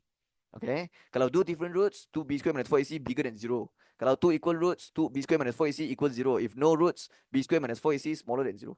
But this one, they just say roots, so you do sopo method. And also, they already give you the equation in general form. 2x square plus 6x plus 4p square equals 0. But you can see the equation is not complete. It's not complete, but they got give you the roots. So the roots means the x answer. So the x1 is p, the x2 is 2p. Okay. Oh, and by the way, this 4p square, even though dia ada square, tapi kita kena tulis last kali. Kita tak boleh tulis depan sini. Sebab dia tak ada x square. Right? So as long as dia tak ada x square means dia bukan A, dia adalah C. So if this one is p power 100 also, I will still write it here. I will not write it first here. Okay? Yeah, because it's not x. Okay, it's p. Okay, and also they give you the roots is p and 2p, okay? And then they say find the quadratic equation with roots p minus 1, p plus 1. Okay, we have to use the SOPOR method. So I better write down the SOPOR formula now. SOR formula, the sum x1 plus x2 is equals to negative b over a. Okay? Sum of roots means hasil tambah punca. So when you take the punca tambah, dia mesti sama dengan negative b over a. And then for product of roots is hasil darab punca. The x1 times x2 is always equals to c over a. The last formula you will use when they ask you to form new equation. And the formula looks like this. X square minus SOR x plus POR equals 0. And one thing to remember, when you try to form an equation, you will not have your ABC. Yeah, you will not have your ABC. Okay, you will not have your ABC when you are trying to form equation. Okay. Okay, so tell me now. They want you to find a new equation with roots p minus 1, p plus 1, right? It means later I have another set of roots. And this set of roots is different. It's different with this. It's not the same set. This one is the roots for the old equation. But for the new equation, the one I'm trying to form, the roots is p minus 1, p plus 1, right? So later, you have to do SOPOR 2 times. Okay? One time to find the value of p, the second time to form the equation. And the second time SOPOR, you will not have your ABC. Yeah, because you're trying to form. If you have the ABC already, then why you then you no need to form already the equation, right? Okay, so let's do the first time SOPOR first. So the SOR formula is x1 plus x2 equals negative b over a, right? So it'd be p plus 2p equals to negative b over a. And the b is 6, the a is 2. That is why you have to make sure it's in general form first lah. If it's not general form, you tak boleh tulis ni. So p plus 2p is 3p, negative 6 divided 2, negative 3, p is negative 1, right? So I already get my p from the SOR already, so I can actually sub inside here already. But okay lah, let's do the POR also lah. Let's see what happens.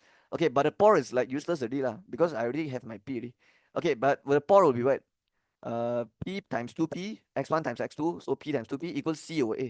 So the c is 4p square and the a is 2 like this. Okay, p times 2p is 2p square equals to 4p square divided 2 is 2p square. And yeah, you can't find your p from here because even if you pindah the 2, dia akan jadi p square equals p square, and then you just pindah square jadi square p equals p, right? So actually this one is quite useless lah. Yes, like you tak nak tulis ni pun tak apa sebenarnya. Okay, it's not that important. Yeah, this working is not important because you already get your p from here already. This is this is the important information. So what you have to do now is form a new equation using the SOPOR method. Okay, SOPOR. So the SOR will be what? X1 plus x2 equals negative b over a. So it will be p minus 1 plus p plus 1. Okay, no need to open the bracket also can lah, because kalau plus just tak payah letak bracket. But if before kalau ada minus, then you have to be careful. Okay, I already tell you just now. I already told you just now, when you're trying to form equation, you will not have your ABC. So you don't go and write equals to negative 6 over 2 like that. Don't do that, because this equation, these roots, you don't have the equation for these roots. Okay, this is the old equation. So that means you don't have your ABC. So what you have to do is you don't have to write the negative BOA. You're actually trying to find it. Okay. Okay, and then p plus 2p is 2p, negative 1 plus 1 is 0. Okay. So you just left with 2 times p, and then now you sub inside. So it becomes 2 times negative 1. So the SOR is negative 2. So later I can masuk here. Okay. Okay, but let's do the POR first. X1 times x2 equals c over a. So it will be p minus 1 times p plus 1. But I already tell you, when you form equation, you will not have the ABC. You don't go and masuk what equals this C, this A. I already tell you already. This equation is equation for another roots. It's not for this. So you can't use the CA from the other equation. So what you have to do is basically just write this enough only. And then you expand P times P square, P times 1 plus P, negative 1 times P, negative 1 times 1, negative 1. So you end up with P square minus 2P minus 1. And then now you sub the P with negative 1. Yeah, because I find it here at negative 1. Okay, now you tekan everything. You will get the answer. Okay, here is 1 plus 2 3 minus 1 2. Wait, did something wrong here? Saya rasa saya ada buat salah. Uh, P square. Okay, sorry. P minus P is 0 lah. Saya bukan ini silap. Okay. Yeah, I go and write negative 2P. So saya salah. So it should be just P square minus 1 because P minus P is 0. So it should be negative 1 square minus 1, which is 0. Okay, I already get my SOR value and my POR value. Now I can write my final answer. So they want to find equation, right? It means form new equation. So you have to masuk dalam formula ni, x square minus SOR x plus POR equals 0. So x square minus SOR, it means minus negative 2. So plus 2 lah. And don't forget to write x. Sometimes students forget this. And then plus C means plus POR. Plus 4. So plus 4 means plus 0 equals 0, right? Tapi sebenarnya plus 0 tak payah tulis. Okay. Yeah, because it's plus 0. So this is the answer. Okay. So sudah siap. Okay. Sudah siap. Okay, let's continue with question number 8, number 8. So they says listing out all terms of the sequence is not accepted. So I feel like it's a progression question lah. Yeah, because only in progression question they will mention something like this, like listing not accepted. Yeah. Because only in progression you can do the listing. Huh? Okay, let's read the question. A cylinder wooden block is cut into pieces for decoration purpose. Diagram 7 shows the first 3 pieces that have been cut and the remaining part. So we can see this is a cylinder. Yeah, it's a cylinder. And you cut into pieces for decoration. The first 3 pieces that have been cut and the remaining part. So this is the piece number 1, piece number 2, piece number 3, and then this is the remaining part. Okay, so far so good. Let's see what it says here in English. The angles of the sector increase by a constant amount for each subsequent piece. Oh, so I think it's talking about this angle lah. Because sector dia memang ada sudut sini. This angle. And they say increase by a constant amount for each subsequent piece. Apa maksud increase by constant amount? It means the angle keep getting larger. Yeah, it keep getting bigger because increase by amount. So angle sini dia akan jadi lebih besar sini for the second piece. For the third piece, dia punya angle lagi besar. For the fourth piece lagi besar. Fifth piece lagi besar. Sebab meningkat. Sebab dia kata sini sudut meningkat dengan nilai malar untuk setiap bahagian. So it's like every time you will plus something, plus a certain amount, plus a certain amount. So is this a AP or GP? Arithmetic or geometric? It's arithmetic. Okay. The angle forms the arithmetic progression. Okay. Yeah, the angle of sector will form an arithmetic progression. But since we don't know how many angle, how many degree, I will not write the progression first. Let's see what it says here. A total of n pieces can be cut from this block. Okay, so saya nampak 3 piece saja, but if you keep going, ada lagi banyak piece yang boleh potong sebab ada lagi remaining part. Tapi kita tak tahu berapa piece, so dia just bagi n. And then the angle of sector for the fourth piece is 3 times the angle of sector of the smallest piece. Okay, the sum of the angle of the sector for first 4 piece is 72. Okay, I already know that the angle forms the arithmetic progression. Kita sudah tahu memang sudut dia kita boleh bentukkan satu arithmetic progression menggunakan sudut dia. Because they said the sudut increase by a certain amount for each subsequent piece. So maksudnya kita dah boleh guna apa? Kita boleh tulis ni lah. The angle of sector of the fourth piece, it means the T4 in this progression. Okay, walaupun saya tak tahu first 3 terms of the progression, tapi saya tahu the fourth term is 3 times the angle. So 3 times the angle of the smallest piece, which is T1. Yeah, we jadikan T1 the smallest piece. Okay. And then the second information here says sum of angle of sector for first 4 piece is 72. It means the S4 lah is 72. Ataupun you boleh cakap T1 plus T2 plus T3 plus T4. Yeah, it's the same. Okay. So let's write down the geometric pula. Let's write down the arithmetic progression, Tn formula and the Sn formula. So for Tn is A plus n minus 1D. And then Sn is n over 2. Sorry. N over 2 big bracket 2a plus n minus 1d. So this is the 2 formula that we will use, right? So what I have to do now is use the Tn formula here and use the SN formula here, and then maybe do simultaneous, and then after do simultaneous, maybe you can get the AD value, maybe lah. So I think it's like that. But let's see what the question want first. So soalan A dia kata find the angle of sector in degrees of the smallest piece. Means find A lah. Yeah, means cari A lah. Because the angle of the smaller piece means the T1 lah, the A. Okay. So yes, I think we have to use this information. So let's use the Tn formula. So Tn, T4 will be A plus 3D. Okay, because A plus N minus 1, the N is 4. So 4 minus 1, 3 lah. And the A and D kita tak tahu. A pun tak ada, D pun tak ada. Dua-dua pun tak ada. So just tulis AD saja. Equals to 3 times T1. Okay, T1 is the A lah. Okay. And I can pindah-pindah sikit. So dia akan jadi 3A. A dengan A boleh buat. So I pindah sini. 3A minus A is 2A. 2A equals 3D, right? And then I can find D. So it becomes 2A over 3. And kenapa saya cari D single is because so that later when I do S4, later the D, I can sub with this. I can ganti dalam. Because when I use the SN formula, it will be N over 2, which is 4 over 2. Big bracket 2A. A tak ada kan? Tulis je A. Plus N minus 1. N is 4. So 4 minus 1 is 3.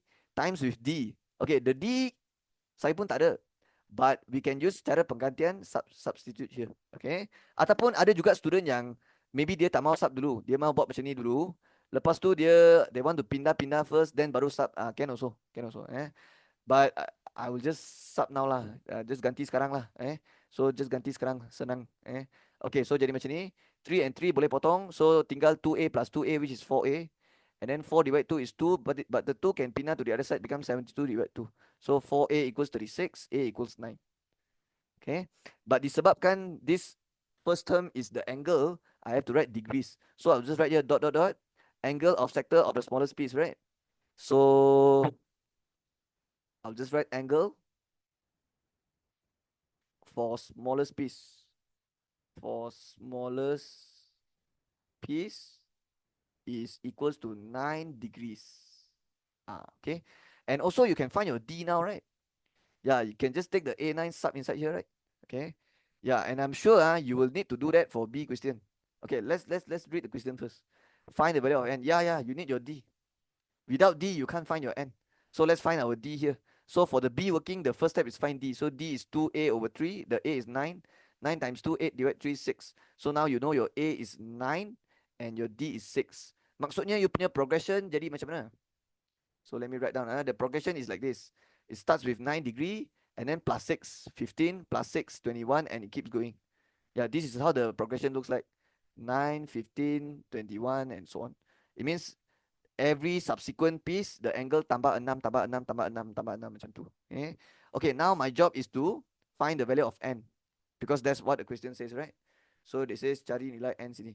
Okay, nilai N is, they are asking you ada berapa terms ini, right? So they got mentioned about, okay, how do you do it? A total of N pieces can be cut from this block. So it means we can only cut a certain number of blocks, right? Yeah, because in the end we will run out of cylinder, right? So if you keep cutting, mesti at one point is like not enough already. You can't cut already, right? So they're asking you how many you can cut. Okay, first of all, what is the total angle for the whole cylinder here? It must be 360, right? Yeah, because one circle ma. That means the SN cannot more than 360 lah. It has to be smaller or equals 360. Faham kan? Because yeah, because the whole block total angle sini 360. It means the sum of all these terms in the progression cannot exceed 360. Saya ulang sekali lagi. Hasil tambah semua term sini tak boleh lebih 360. Kalau lebih means like, yeah, like tak boleh lebih lah. Yeah, because maximum dia ada 360 saja. Okay, and it's the hasil tambah. That's why you have to use the SN formula, not the TN. SN. Okay, yeah, it means the sum of all these angles cannot lebih 360. So the formula I write here already, N over 2. So tulis je N over 2, big bracket 2A. So 2 times 9 plus N minus 1. N tak ada kan? You memang mau cari N. So tak ada tak apa, just tulis je N minus 1. Times with D, so times with 6. Smaller or equals 360. Okay, N over 2 tulis. 2 times 9 is 18. Okay, this 6 and N minus 1 kena multiply. So kembang 6N minus 6. Tutup bracket, smaller equals 360. Okay, 18 minus 6 boleh buat. So it becomes 6N. 18 minus 6 is plus 12, right? And then, okay, what I should do here? Okay, I should write the n over 2 here, 360, and then have to kembang lah. Yeah, have to kembang, expand. So 6n times n over 2, okay, 6n times n, 6n square, divide 2, 3n square. 12 times n, 12n, divide 2, 6n. So it becomes quadratic already. So the 360, I better bring it here. Yeah, I have to bring it over here because it's a quadratic, quadratic, everything on one side equals 0, right? But this is not a quadratic equation. It's a quadratic inequality because you see got smaller, right? So kalau quadratic inequality, we have to lukis, use the graph sketching method later. Have to lukis dan lorek, okay? Okay, but let's solve for n first. Yeah, let's use calculator, masuk nilai ABC, cari dulu. But before use calculator, kalau boleh kecilkan, you kena kecilkan. So 3, 6 and 360, all this value can divide 3.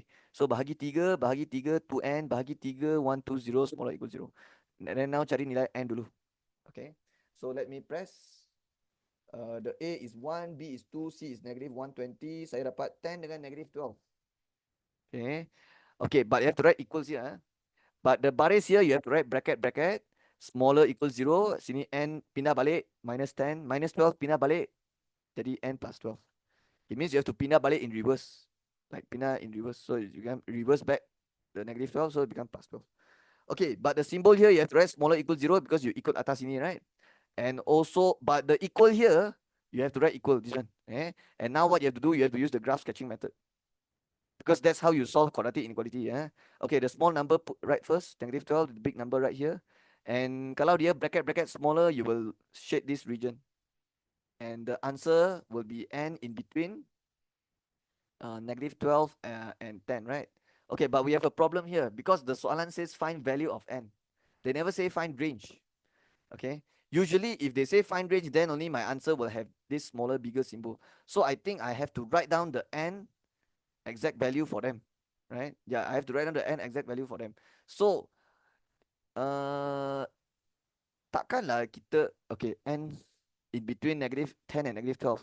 So what is the maximum number of block you can form? So if your answer can only accept in this range, so obviously n is the quantity. Obviously we don't look at the negative, right? So your n answer is 0 to 10 lah, actually. So the maximum is 10 lah. Understand? It means we can form 10 blocks. Because negative 12 until 10, we have negative 12, negative 11, negative 10, negative 9, keep going until 0, 1, 2, 3, until 10, right? These are all the possible, all the values, all the integers between negative 12 and 10, right? And the negative value all cannot take because this one number of block, how can it be negative, right? So they must be positive, right? But of course, you can form one block, two block, three block, right? But I think what they want is the maximum block you can form. So maximum, you boleh form 10 lah. Yeah, sebab dia ada line sini kan. So kalau ada line means like it can be 10 lah. It can be 10 blocks, right? Okay, so that's the answer. 11 tak boleh. 11 tak cukup di. 11 is like run out of cylinder already. Tak cukup cylinder untuk form 11 block. Okay, boleh form 10 block saja. Okay, hope you understand. This is the answer. Okay, I want to do number 9. So number 9A, this is clearly a indices question. Yeah, indices log question. But they combine with a ratio. To make it difficult, they combine indices and ratio together.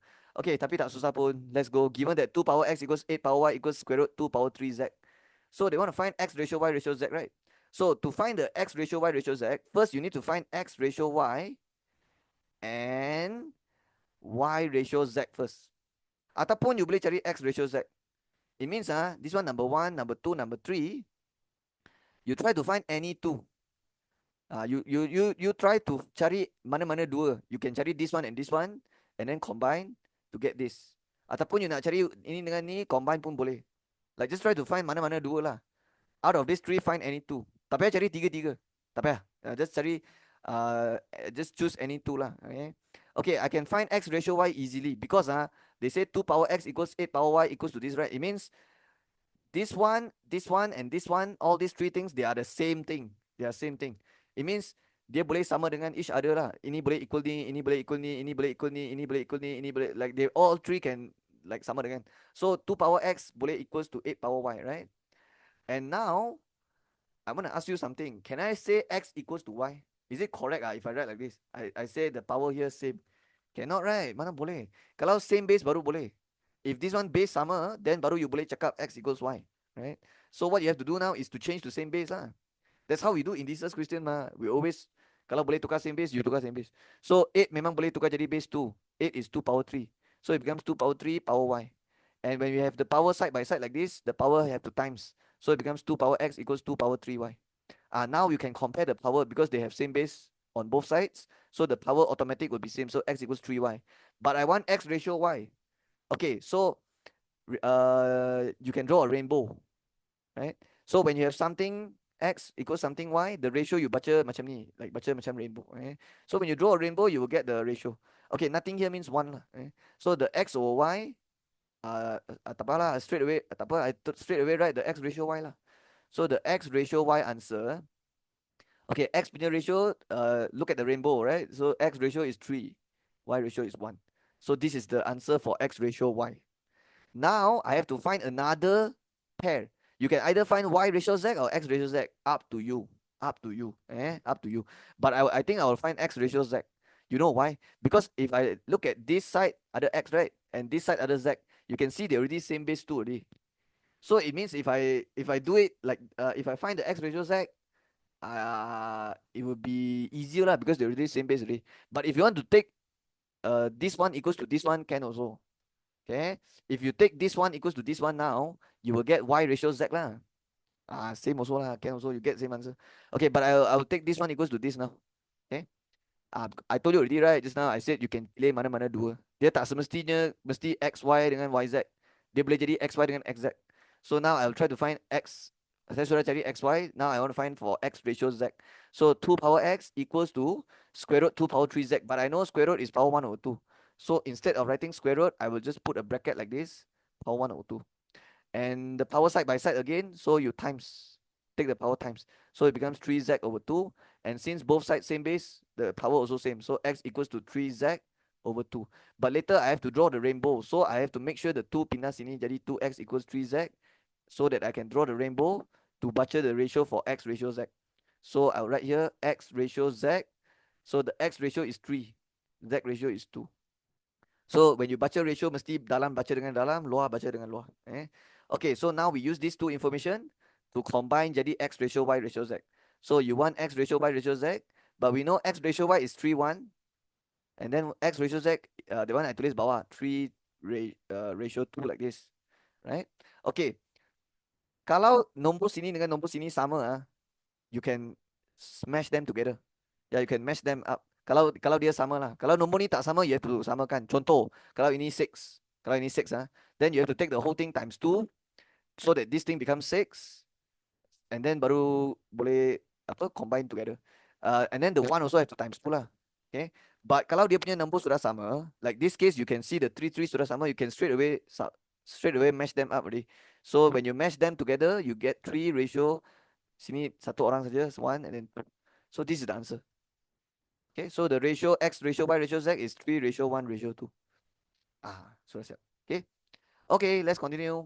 Soalan B. Given that 9 power 2 pq plus 1 plus 3 power 4 pq minus 3 equals 732, express p in terms of q. Okay, I think I have to talk about the law of indices. Yeah, because this is indices question. So the law of indices, let me write a few. Okay, ada banyak lah law of indices, but I will just write the main ones, like the one that we will use. So first is, kalau saya bagi a power m times a power n, it will be a power m plus n. And then a power m divide a power n equals to a power m minus n. And then what else? A power negative. A power... okay, the negative one, I don't think I will be using it. So this one lah, a power mn. Okay, this one, if you have power side by side, you have to times. So these are the 3 like main ones lah. Okay. Okay, so let me tell you, for this question, you cannot use this formula or this formula. You cannot combine these two. Basically, that's what I want to say is, like, you cannot take this and this combine. Even though they are same base also, they cannot. You know why? Because this one you see, this is a plus. So if this is plus, you memang tak boleh merge combine jadi satu. Okay, kalau times divide boleh. If you have same base times, you can combine jadi satu. Okay, and then kalau times, the power kena tambah, Kalau divide, the power kena minus, right? But if this one is a power m plus a power n, you cannot become this. This is wrong. Tak ada formula yang macam ni. Okay, this is wrong. Okay, kalau sini plus, then you cannot already. You cannot combine already. So dia tak boleh lah. So what you have to do now? Okay, first is to change same base first. Okay, but I want you to know, even if you change the same base also, you cannot apply this. Because this one only you can use when it's times. This one is plus. So later I'll show you what method. First of all, let's try to make it same base first. So 9 and 3. Okay, 9 can change to a smaller base 3. So 3 power 2. But don't forget, there's another power here, 2pq plus 1. So you have to write outside the bracket like this. Okay, let me write again. 2pq plus 1. Okay, and then the other one, okay, this base 3, you tak boleh tukar smaller base already. Yeah, base 3 cannot change to any smaller base. And for 732 also, okay, 732 can change to base 3. Cannot. Yeah, cannot. But if can, then confirm I will change one. But kalau tak boleh, tak apalah. And it's okay because it's on the other side. So dia tak kacau pun. Walaupun dia tak boleh tukar jadi same base 3, but it's okay because it's on the other side. So dia tak bother kita pun, dia tak kacau pun, dia duduk on the other side mah. Okay, so now we focus on this side here. So base 3 dengan base 3, okay, yang ni saya boleh buat power dengan power boleh darab. Okay, because when the power side by side, you times. So 2 times 2pq is 4pq. 2 times 1 is 2 like this. And then plus with 3 power 4pq minus 3. Okay. Okay, now I want to ask you, can I combine them together? Can I combine? Wait. Saya buat salah. Okay, betul lah. Okay, can I combine this becomes 3 power? And then I take this power plus with this power. Ataupun I times. Cannot. Cannot, right? I already tell you why cannot already. Because this formula, you can only use when it's a same base times. This one is same base plus. So you cannot use any of the formula yang kita belajar. So what we have to do instead, we have to pecahkan everything. We have to separate everything. Yeah, for this type of question, you have to separate everything. So basically, you have to do it in reverse. Instead of combining them, you have to separate them so that it becomes like you kena asingkan lah, basically. You kena pecahkan. So how to pecahkan is becomes 3 power 4pq times 3 power 2.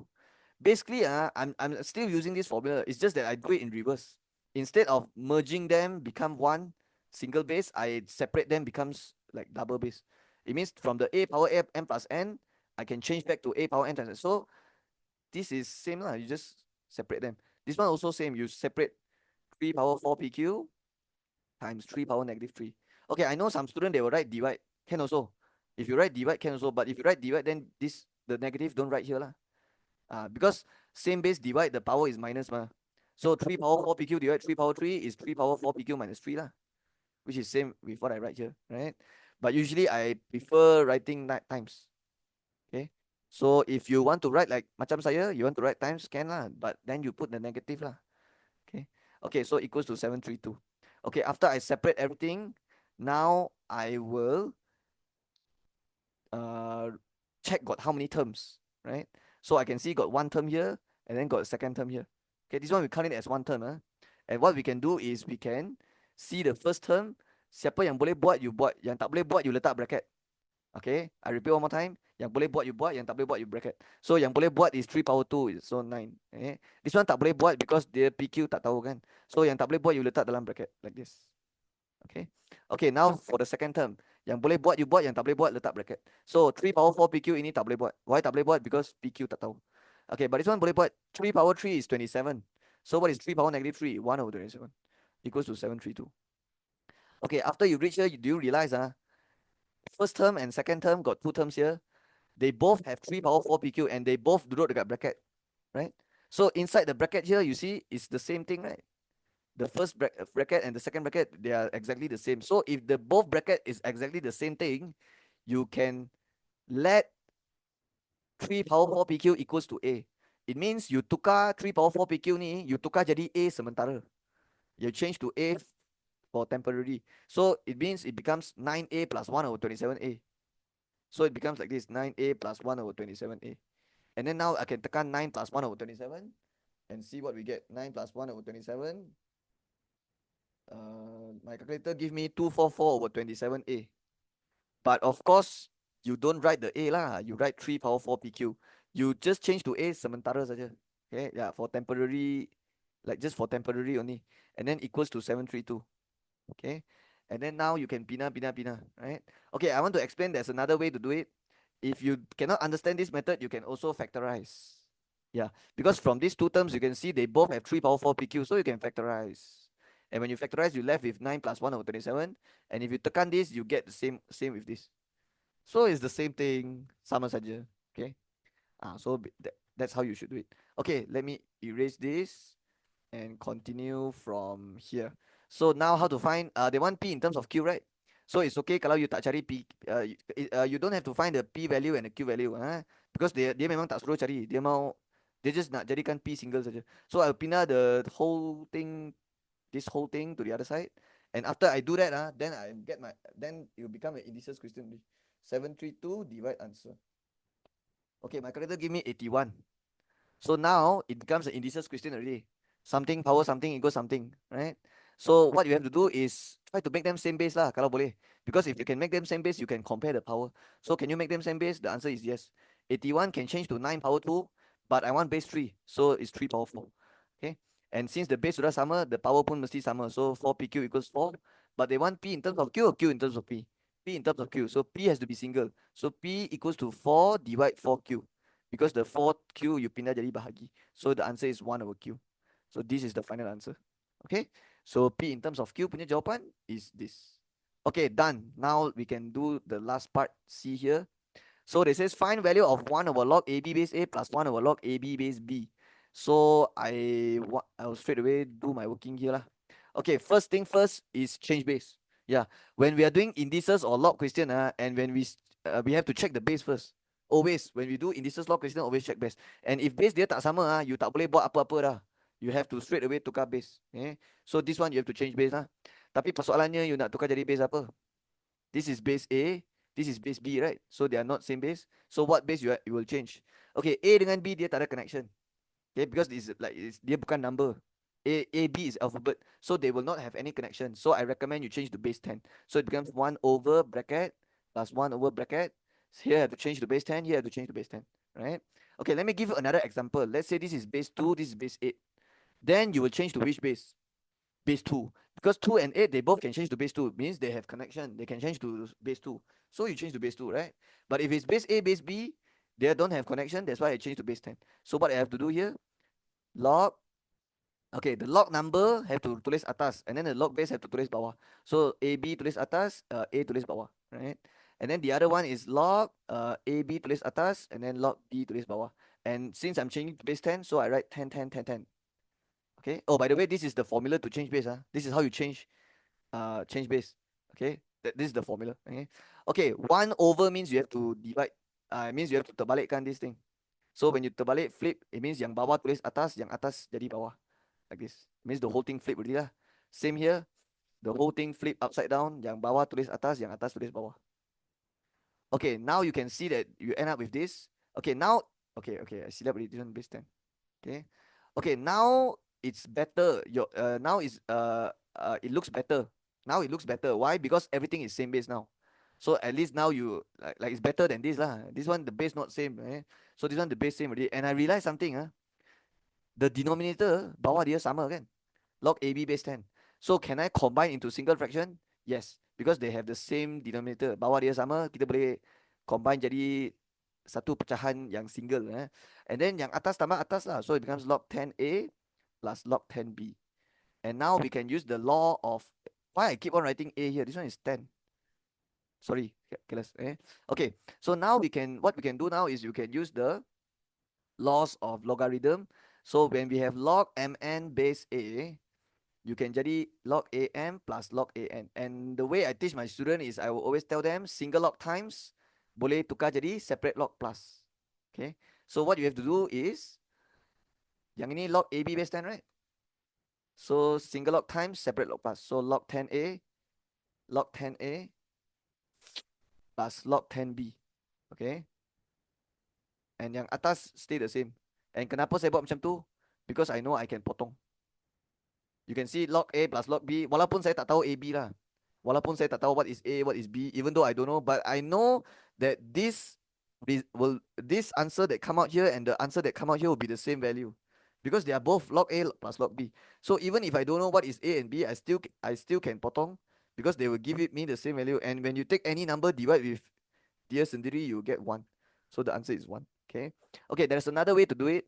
You can also, instead of you pecahkan this one jadi separate log, you can also make this the log 10AB, you jangan kacau dia. Yang ini yang you combine. Because this formula it works both ways. Yeah, it works both ways. So kalau single log times boleh tukar jadi separate log plus. It means kalau separate log plus same base dia boleh combine jadi single log times. So this one is separate log plus same base mah. So you can also like this. And then when you cut also you get 1. So if you want to do like that can also, it's the same. Okay. Okay, I just realized there's another faster way to do this question. Saya baru realize. Yeah. Ada satu cara yang lagi cepat. Ada shortcut. So let me show you the shortcut method. So where should I write it? Okay, so I'll just write here. I put a box. And here I write alternative. Alternative. It means cara lain. Okay, so what is the alternative method? Okay, you can use this formula. Log x base y is equals to 1 over log y base x. Yeah. Log x base y can change to 1 over log y base x. So if I say log 1 over log a b, this thing is the same as log a base ab. Yeah, because of this formula. Okay. Yeah, because log x base y, the x and y you can tukar tempat one, but you have to put 1 over lah. So if I say 1 over log ab base a, basically is the same as this. Okay, because of this formula. Okay, that's why boleh buat macam ni. And then same here, you apply the same logic, apply the same concept, the same formula. So it becomes like 1 over log bab becomes log a base ab b, right? And after you reach here, you can apply the laws of logarithm, single log times separate log plus, right? So separate log plus, you can combine jadi single log times. But the base has to be same lah. And kebetulan the base here sama. So you left with AB and then the A times B here AB, right? And even though I don't know AB, I still can find out the value. Because sini AB, sini pun AB, so you can see the log base and the log number same. So you can cut jadi 1, right? So this is the other method. Okay? And you see you get the same answer. So kalau nak buat cara atas pun boleh, kalau nak buat cara ni pun boleh. But this alternative method is much more faster lah. Yeah, like shortcut. So remember this formula. Okay, so sudah siap. Okay, now I will do question number 10. Okay, number 10. Let's read the question. Solution using other than calculus are not accepted. Okay, calculus means differentiation. Calculus means like differentiation, integration. That is calculus. Okay, so it's very clear already lah. This one is differentiation punya chapter. Okay, it's important to know which chapter of the question. When you do the exam question, you kena penting tahu. You kena tahu dulu which chapter so that you don't use the wrong formula. So it's good that I already know the chapter already. So A, they says on Sunday, Moose bought a number of spherical balls. Okay. With radius 5 cm. Okay, so to make it easy to understand, I'll just draw a sphere. Okay, so this is a sphere. And the radius is 5 cm, so R is 5. Jejari 5. But they say bought a number, so ada banyak. Okay, so I'll just say times n lah. So dia ada banyak-banyak, dia beli banyak ball. Some of the balls will be arranged in a single line on a rack with a length 2.5 meters. So now imagine a rack. Rack is like a rak. Okay? So what you do, you put the balls arrange and then arrange. But there is, I don't know how many balls lah, but they will, how to say, put a ball. And all the ball is same size one. Tapi saya tak tahu ada berapa ball, sebab dia tak bagi tahu.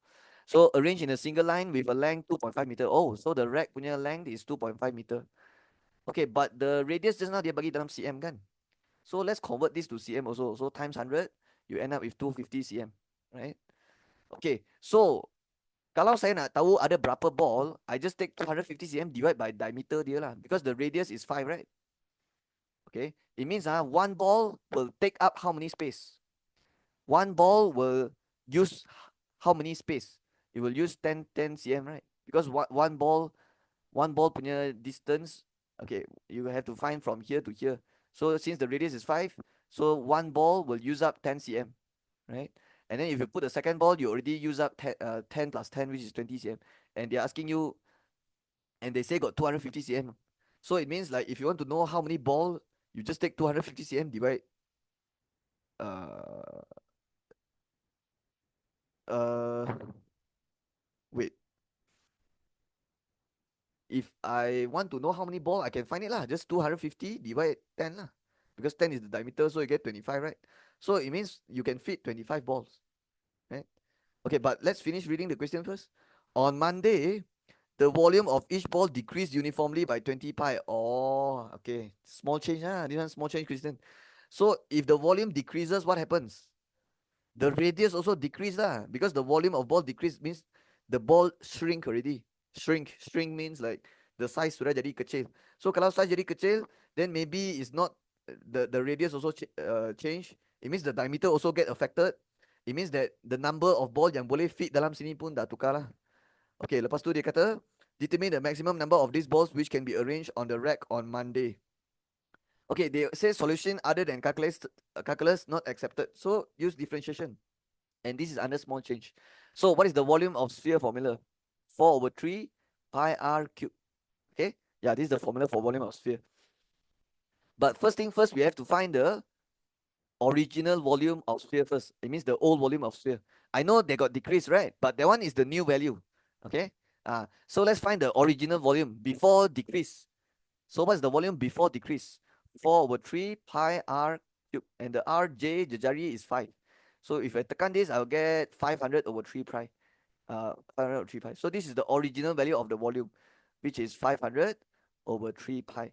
But the new value, they say the volume decreased by 20 pi. It means I have to take this one, I have to minus 20 pi to get the new value. So I will tekan my calculator, 500 over 3 minus 20. My calculator give me 440 over 3 pi. So this is the new volume, new value of the V. So can I find the delta V? Yes, negative 20 pi.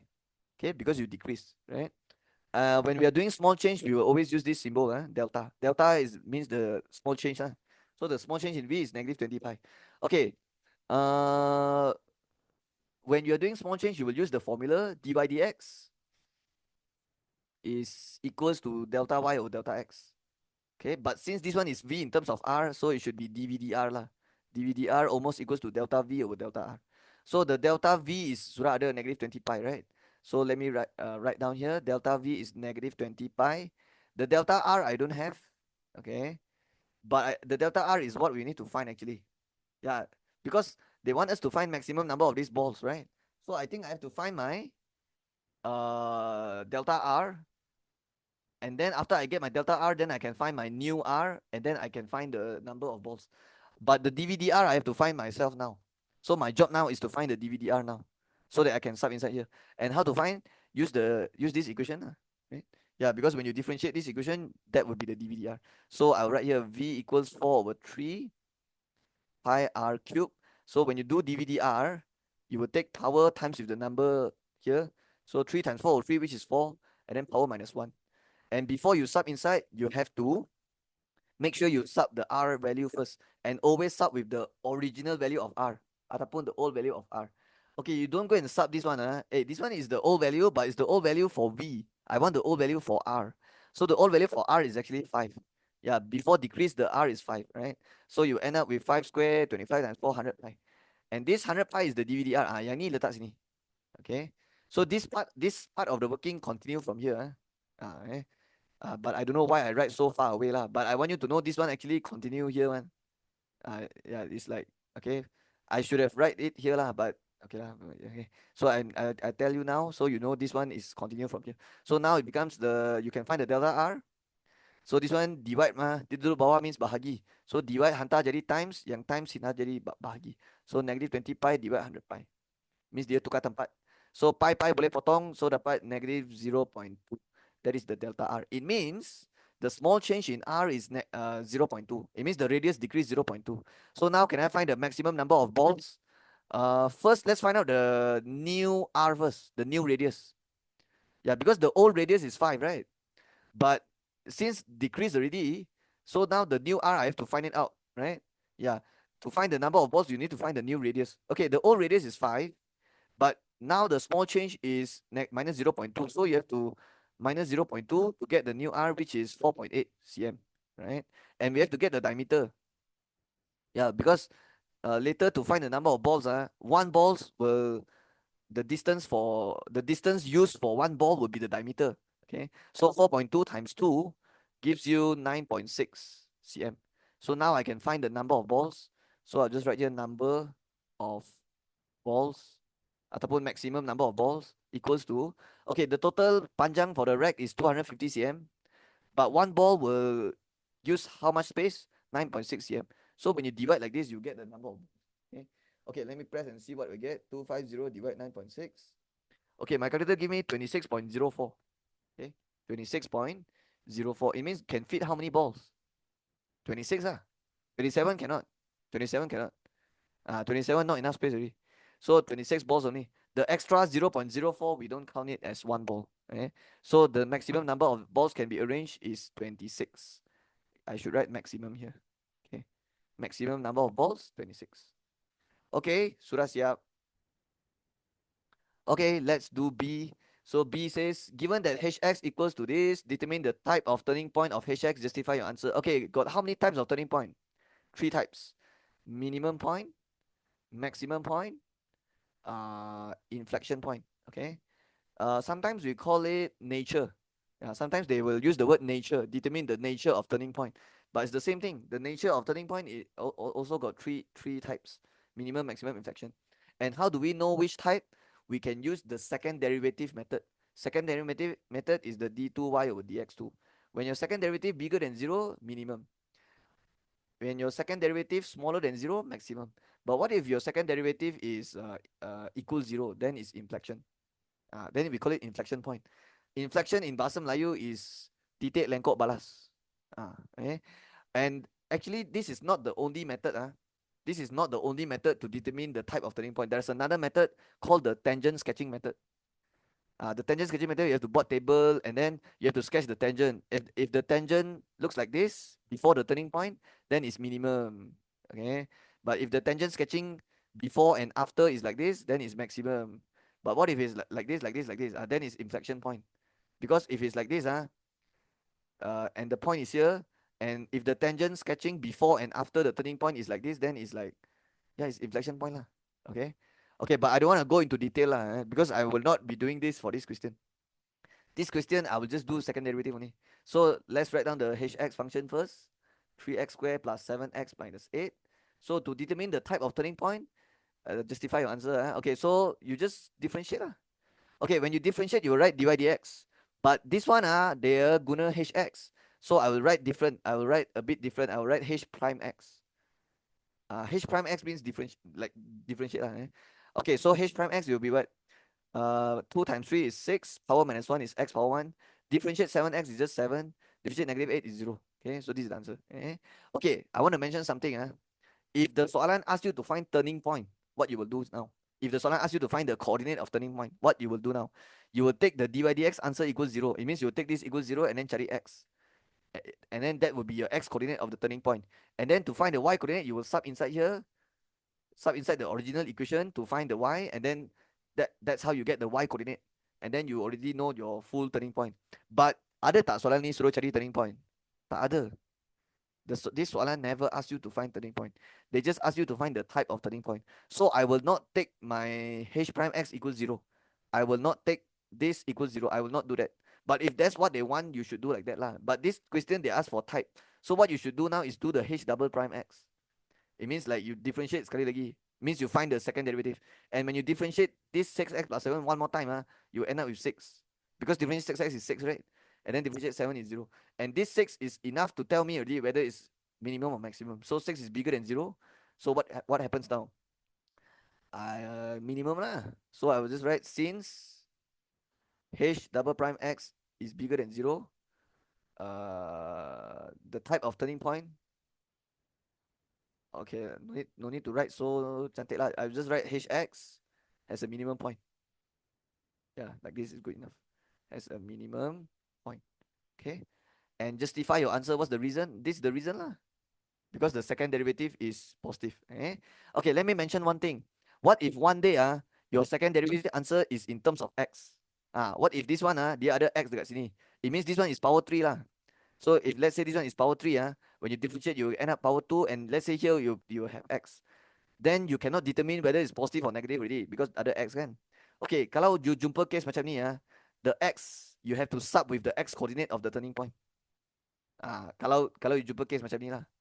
It means if your second derivative got x here, like for example 6x plus 3, contoh 6x plus 3, then you don't know it's positive negative, right? Then what you do? Okay, the x you sub with the x coordinate of the turning point.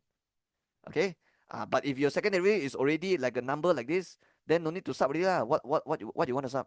Like no need to sub already. Like terus tengok bigger zero minimum and then siap. Okay, sudah siap. Okay, moving on. Let's go. C. The gradient function of a curve is 2x plus 1 power 3. Gradient function means dy dx. Okay. So the dy dx is equals to 2x plus 1 power 3. And then the curve passes through 1 over 2, 5. So the curve passes through, pt means passes through 1 over 2, 5. Okay. Find the equation of curve means cari y. Okay, and then give your answer in this form such that a, b, c are constant. So you can see the answer is y equals, because they want to find equation, right? So how to find y if they give us dy dx? You will integrate, because from y to dy dx you will differentiate. But if they give you dy dx nak jadi balik y, you will integrate. Okay, you buat pengameran. So how do you integrate? Okay, I can explain it using, okay, my favorite way to explain this is I always tell my student, this d stands for differentiate, and when you pindah to the other side it becomes integrate like this. And then you write the 2x plus 1 power 3, and then this dx duduk bawah mah, when you pindah dia duduk atas lah, jadi dx. And when you pindah then potong already, so you left with y lah. Okay, but you don't potong in exam lah, you just tulis macam ni cukup. 2x plus 1 power 3 dx like this. Okay, sekarang kita boleh integrate. And let me tell you something, this is a indefinite integral. Dalam bahasa Melayu, kaberan yang tak tentu. Sebab dia tak ada nombor sini. If there's no number here, means this is a indefinite integral. And for indefinite integral, you have to write plus c at the back later. Okay, let's integrate first. 2x plus 1 power 3. Okay, this power 3, if before you integrate, kalau boleh expand, you expand dulu. Kalau boleh kembang. But power 3, you can't kembang. You only can kembang when it's power 2, right? We only learn how to kembang power 2. So if power 3 you don't kembang, you use another method to integrate. What you should do is you just take the whole thing and then the power straight away plus 1, jadi 4. And when you do that, you have to divide with the new power 4. But if you want to do like that, make sure you tambah lagi satu bracket and differentiate inside bracket one more time. Differentiate bracket sekali. So differentiate bracket, differentiate 2x is 2, differentiate 1, 0, so left with this. And then tutup bracket, and don't forget to write plus c, because this is, dia tak ada numbers ini, means you have to write plus c already. Okay, so this is how you integrate. Continue from here. Y equals, okay, I realize, okay, later we have to find the c. Do we have to find the c? Yeah, we have to find the c. Yeah, because when you find equation of curve, it has to be y in terms of x. Okay, it cannot have in terms of c one. If in terms of c means your equation is not complete. So what we have to do is sub the xy lah to find c. But before that, let's simplify first. Y equals 2x plus 1 power 4 over 4 times 2 is 8 plus c. Okay, so now we can sub the xy inside to find c. And we have to sub with a point yang passes through, which is 1 over 2, 5, ganti masuk. X is 1 over 2, y is 5. So 5 sama dengan, big bracket, 2x plus 1 power 4 over 8 plus c. And the x is 1 over 2. Okay, 2 and 2 can cut. 1 plus 1 is 2. 2 power 4, 16. 16 divided 2, 8 is 2. So 2 plus c equals 5. And then continue here. C equals to 5 minus 2 is 3. But we have to masuk balik the 3 inside here. So now we have to refer this baris and then write again the full answer.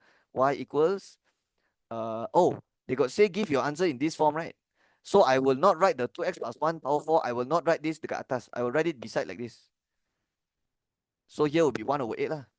Okay, and then plus c is plus 3 lah. And kenapa saya buat macam ni? Because I want my answer to look like this. Because the soalan asked me to write in this form, right? So I have to make sure it's in this form lah. So now you can clearly see what's the A, 1 over 8, the B is 4, the C is 3, right? So this is the answer. But I don't think you have to write A equals 1 over 8, B. I don't think you have to write like this. Yeah, I think no need this one. Because the soalan never asked you to find A, B, C. So I will not write this. They just want our answer in this form only, right? So you just make sure you punya jawapan is like, it looks like this. Okay, done already. Sudah siap. Okay, let's move on. This is number 11. Let's go. So 11A, it is found that the probability that a product from a company can be sold is 19 over 20. Okay, I need to know which chapter first. Yeah, because I takut I use the wrong formula. So let's read the whole thing. if in a particular month the company produced 820 units of the product, find the mean and the standard deviation of the number of product expected to be sold that month. Okay, I think I know already which chapter. This is probability distribution, and it's under binomial distribution. Because probability distribution dia ada dua part tau. The first part is binomial, the second part is normal. And for the normal distribution, you have to use the Z value table or the Z score table. But this one is binomial distribution, and under binomial distribution, you don't have to use the Z value table. You only need to use the four formula you learn. Okay, it's either you use the probability formula or the mean or the variance or the standard deviation formula. Okay, and this question is very clear. They want the mean and standard deviation. So later we will do that. Okay, but when you are doing binomial distribution, the first step is to determine your NPQ first, always. For binomial punya soalan memang you kena tahu NPQ, because all the formulas you learn under binomial distribution, the four formulas that you learn, they all require the NPQ. Okay, so I already know the probability that can be sold is 19 over 20. So this one is sold. Okay, and the other one is cannot sold lah. So not sold. Okay, so probability sold is 19 over 20, and probability there's always two sides of the probability. Fraction mesti always ada dua side. So if they give you one side of the fraction, you can always find the other side of the fraction. Just take 1 minus. Because total probability is 1. So 1 minus 19 over 20 is 1 over 20. Okay.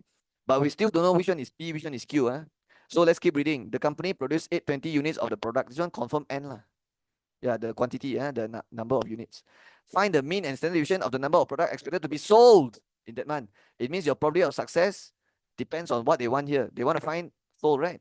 So your P probability of success will be the probability of sold, 19 over 20, and your Q is 1 over 20. So the way I teach my student is always, if you want to know siapa P, siapa Q, which of this fraction is P, which is this Q, you tengok last baris. See what they want to find. If they want to find yang sold, then make that the P. Okay. Apa yang dia suruh cari tu, jadikan yang tu P. And then the other one is Q. Okay, now I can use the mean and standard deviation formula. The mean formula is N times P. So 820 times 19 over 20. Okay, I think it's better I write down the formula for you. NP, variance is NPQ, and then standard deviation is square root NPQ. Okay. Okay, there's actually another formula to find probability. NCX, P power X, Q power N minus X. But I will not use this formula for this question, because this question never asked to find probability.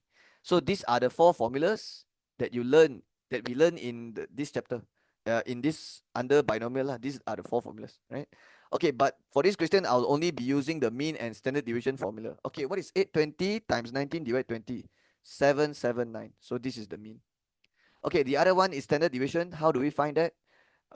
Standard deviation equals to square root NPQ, which is square root 820 times 19 over 20 times 1 over 20.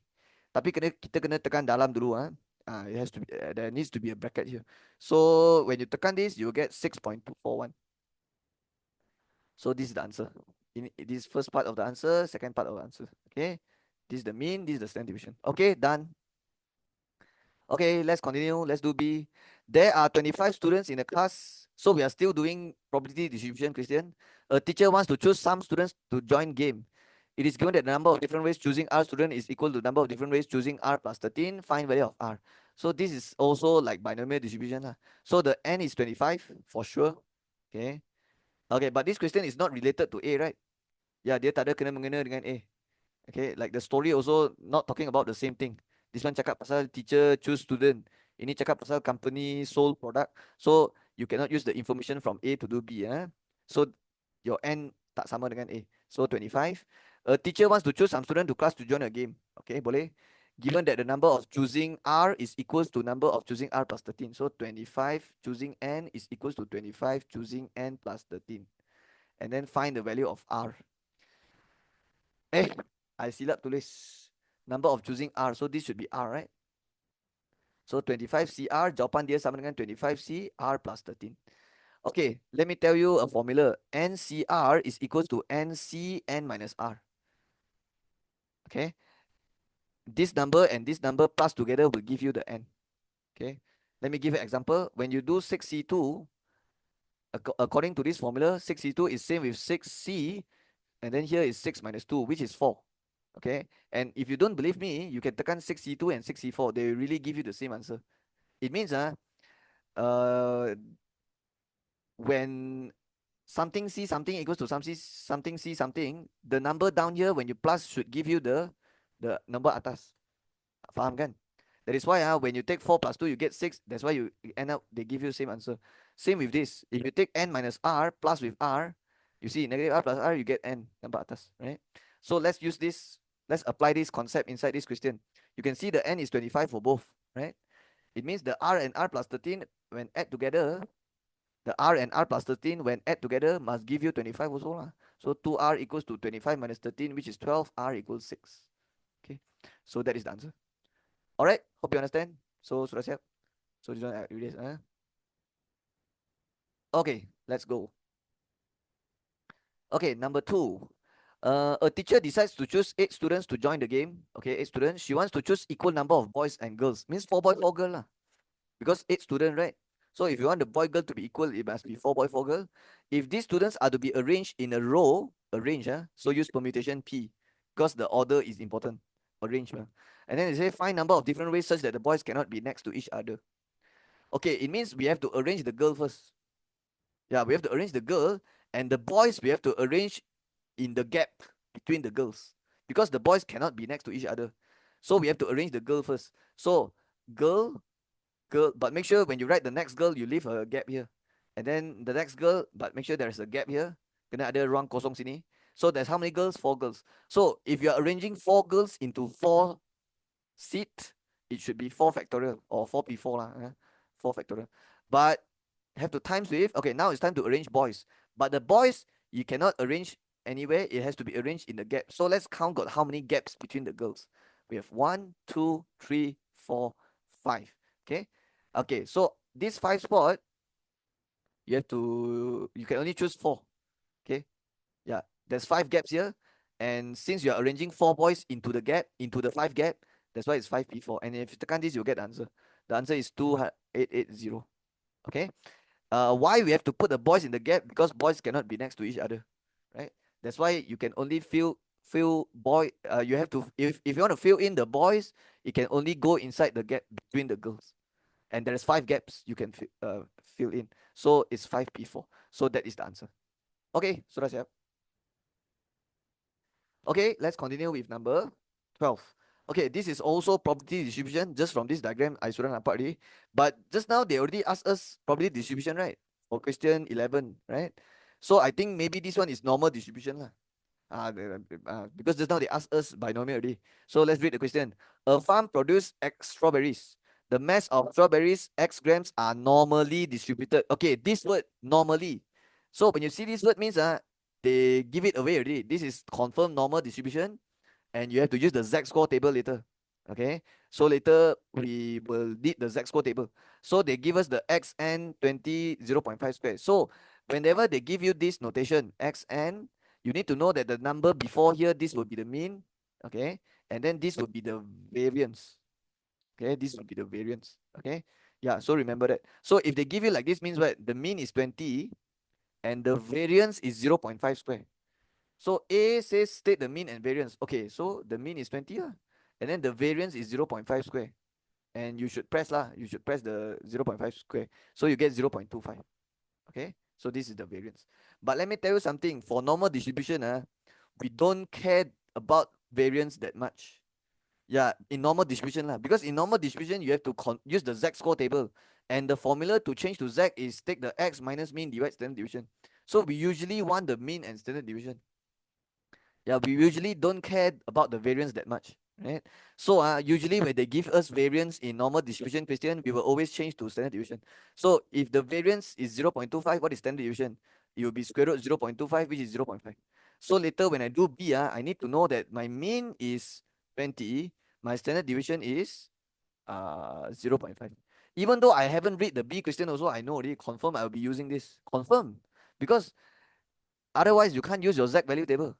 If you want to use the Z-score table, you have to convert to Z. And if you want to convert to Z, you have to take the value minus mean divide standard deviation, right? Okay, so now I will do B. Now I will do B. So B, you can use the information from here. Because if you look at how they put the question, they put like they give this paragraph, then baru bagi AB. So it means AB can use this information, okay? But I already write it down here already. I already read the important information down here already. So now let's read the B question. Diagram 8 shows the standard normal distribution graph for mass of strawberries. Okay, so far nothing important. The shaded region represents the probability that the mass of strawberries between negative alpha plus 40 grams and alpha grams. Okay, this is important. So they say the shaded region is represents probability for what? For mass in between negative alpha plus 40 and alpha. Okay, and in between here have to write x. Yeah, I have to write x. Okay, and the x represents the mass lah. And later you have to convert to z. Okay, but let's see what it says here. Number one, if the shaded region represents p modulus z smaller than k, express m in terms of alpha. Okay, this one is after they change to z score. Okay, now this one is x, right? And I want you to know if they write p modulus z smaller than k, what this means is z in between negative k and k. That's what it means. So they say the shaded region represents p modulus z smaller than k, right? But p modulus z smaller than k means this. It means pz in between negative k and k. And they say it's referring to this shaded region. That means this shaded region is the z value between negative k and k. And this is k. It means that the m is negative k lah. The m is negative k. So we have one information here, which is the m is equals to negative k. So I write here m is actually negative k. Okay. Okay. What I was trying to say is like this m and this k, they are basically the same value. They're basically the same value. It's just that you letak negative dekat m lah. That's all. Okay. Yeah, that's what it means. Okay. So now I can try to do it. So my plan now is to change to z value. After I change to z value, I compare with this.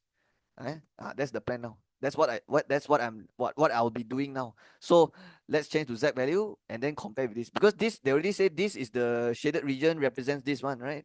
So and then here also they say the shaded region represents this. Okay, but this one is the x. So I just convert to z and then I compare lah. Okay, how do you convert x to z? You take the x minus mean divide standard deviation. So you take negative alpha plus 40 minus with the mean 20 divide with standard deviation 0.5. And then here is z. And then here is alpha minus 20 divide 0.5. Okay, what happens here? Negative alpha 40 minus 20 is positive 20 over 0.5. And then this is z. And then this is alpha minus 20 divided 0.5. Okay, I think tak boleh buat already. Yeah, we cannot do anything because we don't have alpha. But we will compare this with this. So when we compare, we can see that the negative k is equals to this. And then the k is equals to this, right? But what do we want now? We want m in terms of alpha. So m is actually negative k. I told you already, m is negative k. So you can write this as z in between m and k also, right? So yeah, you can write it like this also, because this one and this one is the same thing. So that means I will compare this one with m lah. So it becomes what? M equals negative alpha plus 20 over 0.5. Okay, because m is negative k. So now they want m in terms of alpha, so this is the answer lah. Okay, if you want your answer to nampak cantik sikit, okay, if you want your answer to nampak cantik sikit, you can simplify this, right? So what you can do is times 2 like this. Because divide 0.5 means times 2. So you end up with negative 2 alpha plus 40. Yeah, so you can do that also. Okay. So if you want your answer to look nice, look more nice, look better, kalau you nak jawapan you cantik sikit, you boleh buat macam ni. Okay. Yeah, because divide 0.5 is basically divide 1 over 2 lah. So you can just times 2, you end up with this. Okay, so that is how I would do it. Okay, sudah siap. Let's do question 2. Find the value of alpha when this equals to 0.2662. But I told you already, this one is actually p z in between m and k, right? So I will just write in between. In between. Okay, they want to find alpha, right? So what I should do now? I think I should find k. Yeah, I should find the value of k. So pz in between k and negative k is 0.2662. That's what it means, right? But should I write m here or should I write negative k? Okay, I'll just write k for now.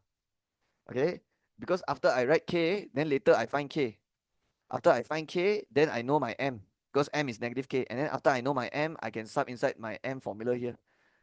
And then I can find alpha. Okay, so that is the plan now. So I repeat one more time. So what is my plan? My plan is to find k from here. But later have to use the Z value table. After find K, use this formula to find M. And after I find M, ganti masuk dalam M sini to find alpha. So that's my plan now. Okay, first thing first. For PZ in between negative K and K, the meaning is like this. Negative K, K in between. So to find the area of this region, you have to take 1 minus. The way I teach my own student is I always tell them if the shaded region got cross over the vertical axis, if dia ada crossover macam tu you should always take 1 minus. So 1 minus, and also before you tengok you punya Z score table, you have to make sure is PZ bigger positive. Kalau bukan PZ bigger positive, tak boleh tengok jadual. Okay. Kalau in between ataupun ada negative tak, memang tak boleh. Okay. So what the correct way is to take 1 minus, and 1 minus what? This one and this one. Because the total area is 1. So that's why you are finding this part and this part. Tapi sir, saya tak mau ini. Okay, saya tahulah. Saya tahu saya tak mau yang ni. That's why I find it so I can minus it lah. Saya mau buangkan dia kan. Saya mau tolak dia. So 1 minus PZ smaller than negative K. And then minus PZ bigger than K. Okay. Smaller negative K is this one lah, the left side one. And then the right side is PZ bigger than K equals 0.2662. Smaller negative can change to bigger positive. Yeah, because this is symmetrical. So remember, smaller negative boleh tukar jadi bigger positive. This one memang sudah bigger positive. So tulis saja equals 0.2662. Okay, PZ bigger positive dia sama kan? So we can let this become A. So it becomes 1 minus A minus A. So it becomes 1 minus 2A. Means 1 minus 2 PZ bigger than K equals 0.2662. And now how to find PZ bigger K?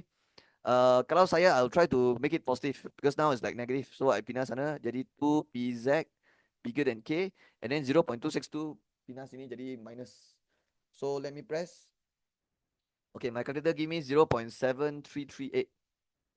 0.7338.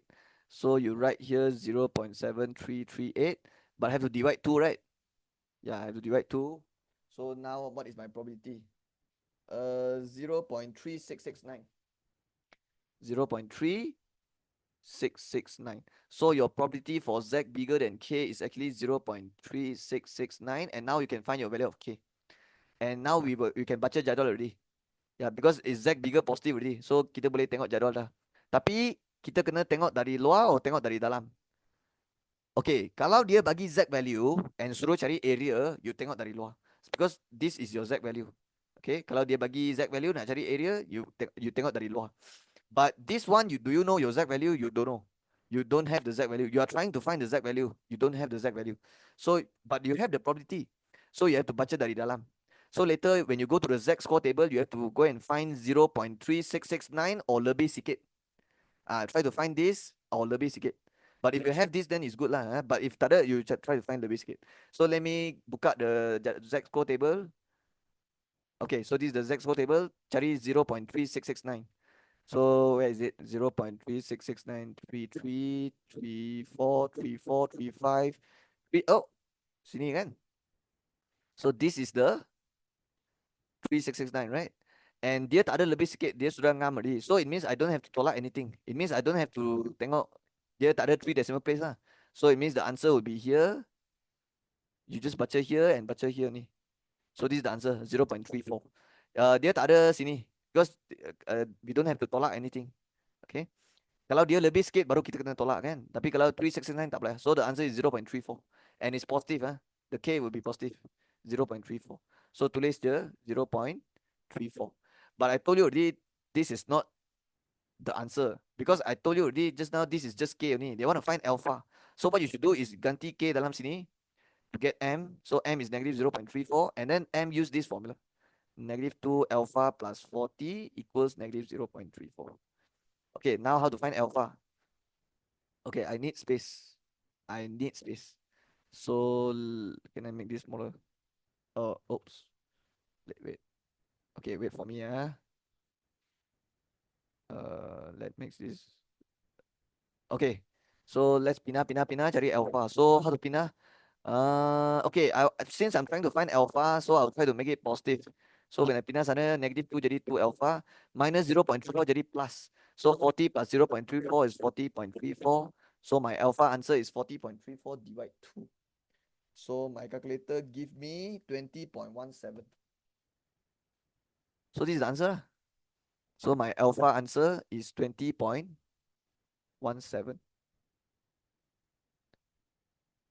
So alpha equals 20.17. So they ask for alpha, right? So this is the answer. Okay, sudah siap. Okay, let's continue. Bahagian B, yeah. So bahagian B, 13A. Express y in terms of x and or e of number one, 6 ln y equals square root 5 ln x. So I will do the first question here. Okay, ln is log base e.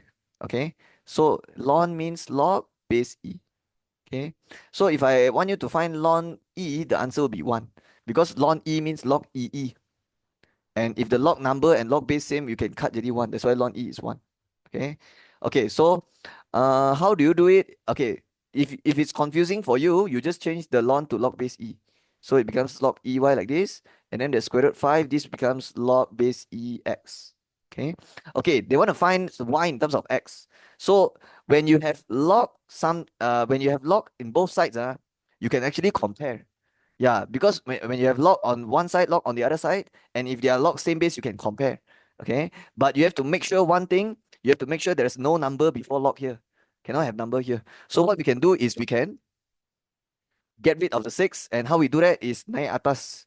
When the 6 naik atas ini, it becomes power. So it becomes log ey power 6 equals to, and you do the same thing here, the square root 5, when you naik atas becomes power x power square root 5. And kenapa saya buat macam tu? Because I want to compare.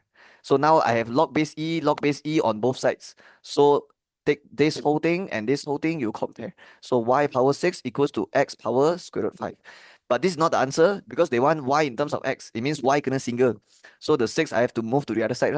Okay, when you move the 6 to the other side, it will becomes x power square root 5 over 6. Okay. Okay, for those who don't know why, let me explain. If I say square root x, it's x power 1 over 2. If I say cube root x, it's x power 1 over 3. If I say fourth root x, it's x power 1 over 4. So what if it's 6 root x, it's x power 1 over 6. So power 6, when you move there, it becomes 6 root, right? So it's actually same with x power square root 5, power 1 over 6. That's why it becomes square root 5 over 6. Okay, because 6 root x power square root 5 is the same as x power square root 5 power 1 over 6. And if the power side by side like this, you times. So when you times, you end up with this. Because the square root 5, you darab atas saja kan. So this is the answer. Okay, I'm just explaining to you how I get this answer. Okay, because I'm scared some of you don't understand. So that's the explanation. Okay, now I will continue with question 2. Ln x plus y square minus 3 equals 0. Okay, this is quite easy actually. Because ln is already log base e, right? So and the whole thing here is x plus y square. So what I will try to do is I'll try to make it into log something base something equals to something. Yeah, I'll try to make it into this. Because once I get this, then I can do anti-log. Okay. So what I'll do now is I'll pinna the 3. And why I do like that? Because I want it to be log something base something equals to something, and then I can do anti-log. It means I can pinna the log base to the other side. Okay, what happens when I pinna the log base to the other side? The log will hilang. The log will hilang, and then the log base will becomes the number base, and then the 3 becomes power like this. So now you can find the y in terms of x. But they want y to be single, right? So pinna x dulu lah. So e power 3 minus x, and then pinna square jadi square root. So the answer is square root e power 3 minus x. So that's the answer. So the soalan asks for y in terms of x and or e. So that's the answer. Yeah, you shouldn't press the e power 3. Yeah, don't press because they already say in terms of e, right? If you tekan the e, then your answer tak ada e already. So yeah, you should stop here. Okay, okay, done. All right, let's continue. B. Diagram 9 shows the length of chord BC at semicircle ABCD. Chord is perentas. Perentas is a line that joins the circle, punya circumference join like this, but it didn't passes through the center. Then we call it chord. If passes through center, we call it diameter already. Okay, so they give us the chord BC at semicircle ABCD. So if this is a semicircle, means AD is definitely the diameter, and the center is somewhere here. Let's call it O. Okay, now what it says here, it is given that the length AD is x plus 2 square root 2. So AD for the whole panjang is x plus 2 square root 2. Let me just label it now, x plus 2 square root 2. And the ratio of the radius of semicircle to the length is 6 ratio 1. So it means if I take the radius, divide with the chord, I will get 6 over 1. That's what it means, right? Radius ratio chord, 6 ratio 1. So the radius is longer lah. It's 6 times longer. Okay. And then find the value of x in this form such that a and b are rational number. Wait, what's rational number? Rational number means the number can change to fraction. Nombor tu boleh tukar jadi pecahan. So rational means like I'll just write here fraction. Okay, so you know rational means boleh tukar jadi pecahan. There are some decimal that cannot change to fraction one. Like square root 3. If you tekan square root 3, they give you like um, square root 3. Let me try. 1.7 something, and you can't change to fraction. So that one is irrational. Irrational. But rational is boleh tukar jadi fraction. Okay, so what we have to do now? I think we have to use this information lah. So let's find out the radius and find out the chord. So first of all, I think I can cross multiply first. So I will end up with radius times 1. But the radius is x plus 2 square root 2, right? No. X plus 2 square root 2 is the diameter. So x plus 2 square root 2 have to divide 2. That's how you get the radius. And then times 1 equals to 6 times with chord. Chord is, given already. X square root 2 minus 1. Okay, so this is how my working looks like now. Wait, let me double check. Okay, betul lah. Okay, now what we can do is find x. Focus on finding x. Okay, so first thing first, 6 I can expand, right? So let's expand. 6 times x is 6x square root 2 minus 6 times negative 1 is negative 6. And don't forget later this one whole thing times 2. Yeah, because this 2 pindah. So here left with x plus 2 square root 2. So now it becomes x plus 2 square root 2 equals 6x times 2 is 12x square root 2. Negative 6 times 2 is negative 12. Okay, since I'm trying to find x, I will try to pindah yang ada x, I letak on one side, and then yang tak ada x, I letak on the other side. So I'll pindah the x to the other side. So it becomes 12x square root 2 minus x. And then minus 12, I pindah sini. So jadi 2 square root 2 plus 12. And the reason why I'm doing it like that is because I want yang ada x letak on one side. Because I'm trying to find x. Okay, 12x square root 2 minus x memang tak boleh buat. Tak boleh buat. But if you want to find x, you will try to make it single. So what you can do here is, since they both of these terms have x, you can factorize. Okay, you can factorize to make the x single. So to jadikan dia single, you can factorize. So you left with 12 square root 2 minus 1. Because when you take out x, you left with 12 square root 2. And the x, when you take out, you take x, divide x, you left with 1 here. So it becomes 2 square root 2 plus 12. So how do you find x? So to find x, you have to take 2 square root 2 plus 12. Okay, divide by 12 square root 2 minus 1, right? So actually this is your x answer, but they want you to write in this form, a plus b square root 2. So you cannot stop here, even though this is correct already lah. This is basically x value already, but you have to simplify basically. And you have to rationalize. Yeah, because if you want your answer to look like this, it means you don't want your answer to have any square root dekat bawah. You don't want it to have square root at the denominator. So what you have to do is you have to rationalize the denominator. What is rationalize? Means you hilangkan square root dekat bawah fractions ini. So how you rationalize is you have to multiply with the conjugate cert. And the conjugate cert will be 12 square root 2 plus 1. Okay. So atas pun darab benda yang sama lah. Because the bawah here is 12 square root 2 minus 1. So the conjugate cert for this will be 12 square root 2 plus 1. Okay. So when you darab dengan ni, when you darab with 12 square root 2 plus 1, your square root will disappear. Your square root will hilang at the bottom here. Okay. Okay, so now what we can do here, we can expand lah. Atas darab atas, bawah darab bawah. So I think this line has to be longer. Okay, so bawah darab bawah dulu. 12 square root 2 times 12 square root 2. Okay, number hanya boleh darab dengan number, square root hanya boleh darab dengan square root. So number times with number, square root times with square root. So 12 times 12, 144. Square root 2 times square root 2 is square root 4, which is 2. But don't write like this. If you write like this, it becomes 1442. You have to put bracket like this. So that you know it's times 2. Okay, next step. 12 square root 2 times 1, which is 12 square root 2. But look at the next one. Negative 1 times 12 square root 2 is 12 square root 2 also. But it's negative. Negative 12 square root 2. So what is 12 square root 2 minus 12 square root 2? 0. So I will not write that. Because 12 square root 2 times 1 minus 12 square root 2 is 0. So no need to write that. Because it can potong. So you just skip to the last one. Negative 1 times 1 is negative 1. So you end up with 287 here. Okay. Okay, but I still have to take atas darab atas. So atas darab atas, same step lah. 2 square root 2 times 12 square root 2. Okay, number times with number, square root times with square root. 2 times 12, 24. Square root 2 times square root 2 is 2. Okay, but I have to put bracket. Next one, 2 square root 2 times 1. 2 square root 2. Okay, the line I didn't join nicely, so the line should go until here. Okay, 2 square root 2, 2 square root 2, and then 12 times 12, 144. Okay, last one. 12 times 12 square root 2 is 144 square root 2. Silap. Okay, and then the last one, 12 times 1 is plus 12. Okay, until here you can see that the number can plus with number, and then later this middle two, later you do it separately. So let's do 24 times 2 plus 12 first. So you will get 36. Okay. Wait. Is it correct? Press.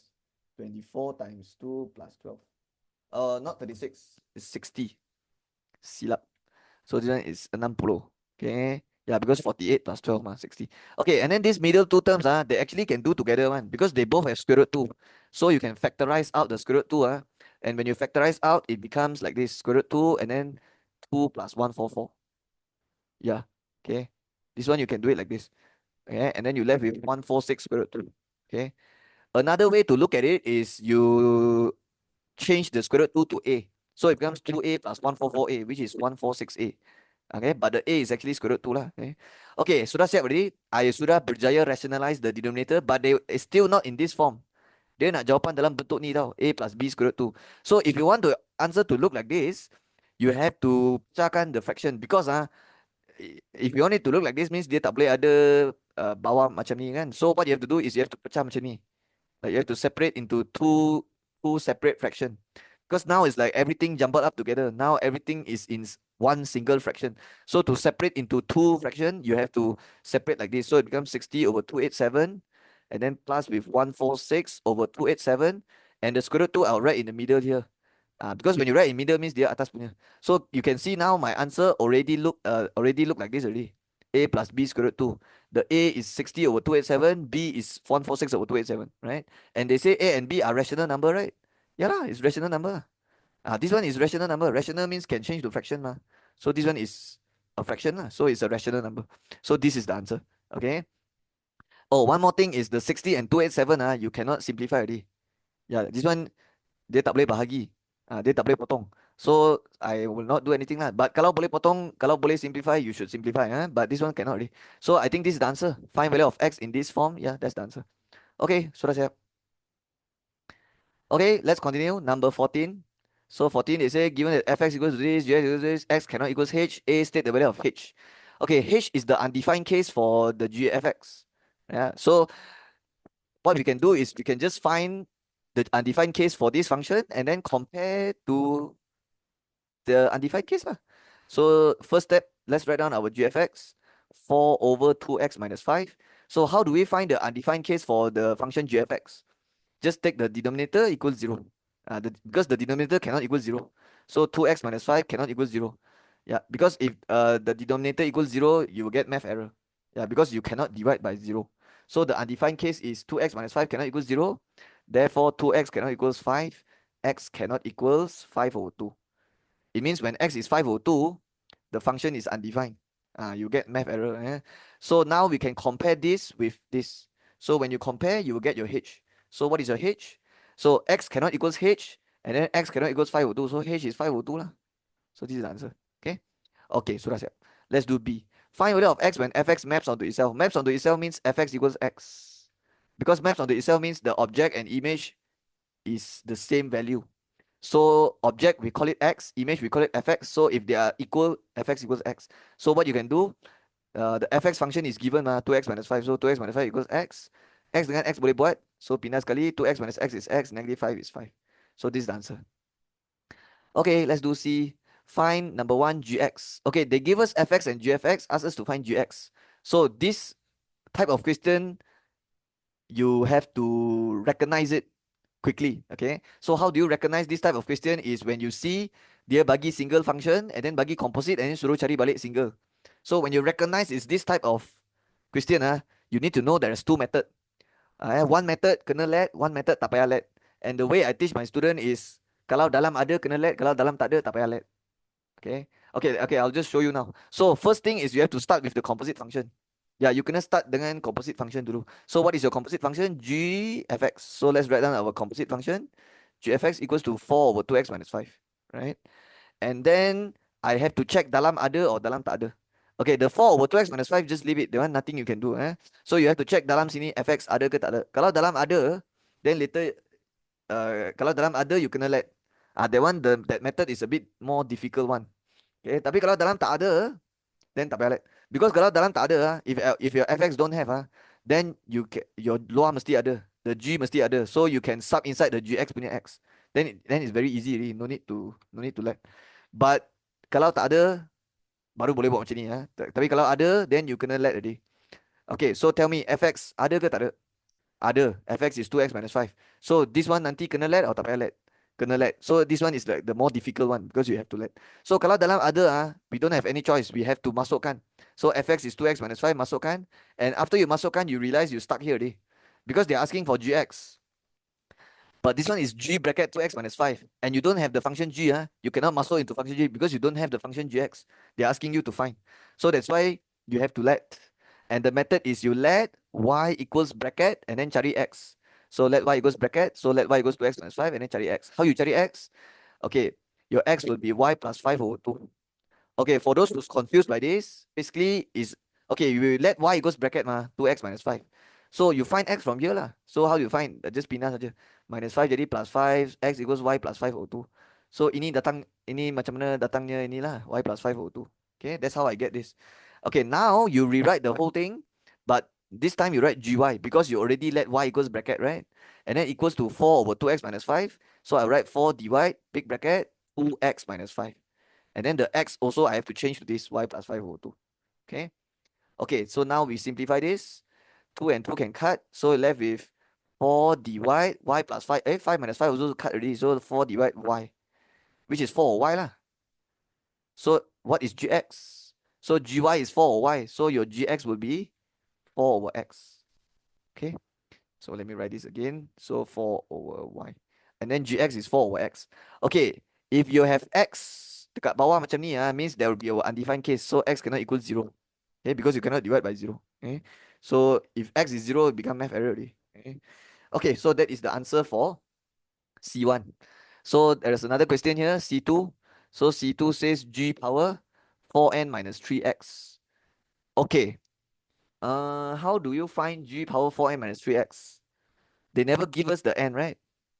Okay, I think for this question, you have to find gx, and you have to find gx, and you have to find gx, and you have to find gx, and then see the pattern first. Faham maksud saya? It means you have to find the answer for gx, ggx, and then observe the answer and see what pattern. Like see whether the answer gives you a pattern or not. And after you see the pattern, then only you can try to find this answer. Okay. So we need to recognize the pattern first. So I already know my gx answer is 4 over x, right?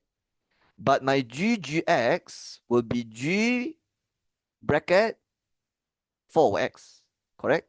Yeah, because g square means gx. So it's like g and then gx. So gx is 4x. It means it's 4 divide 4 over x, which is x. Okay.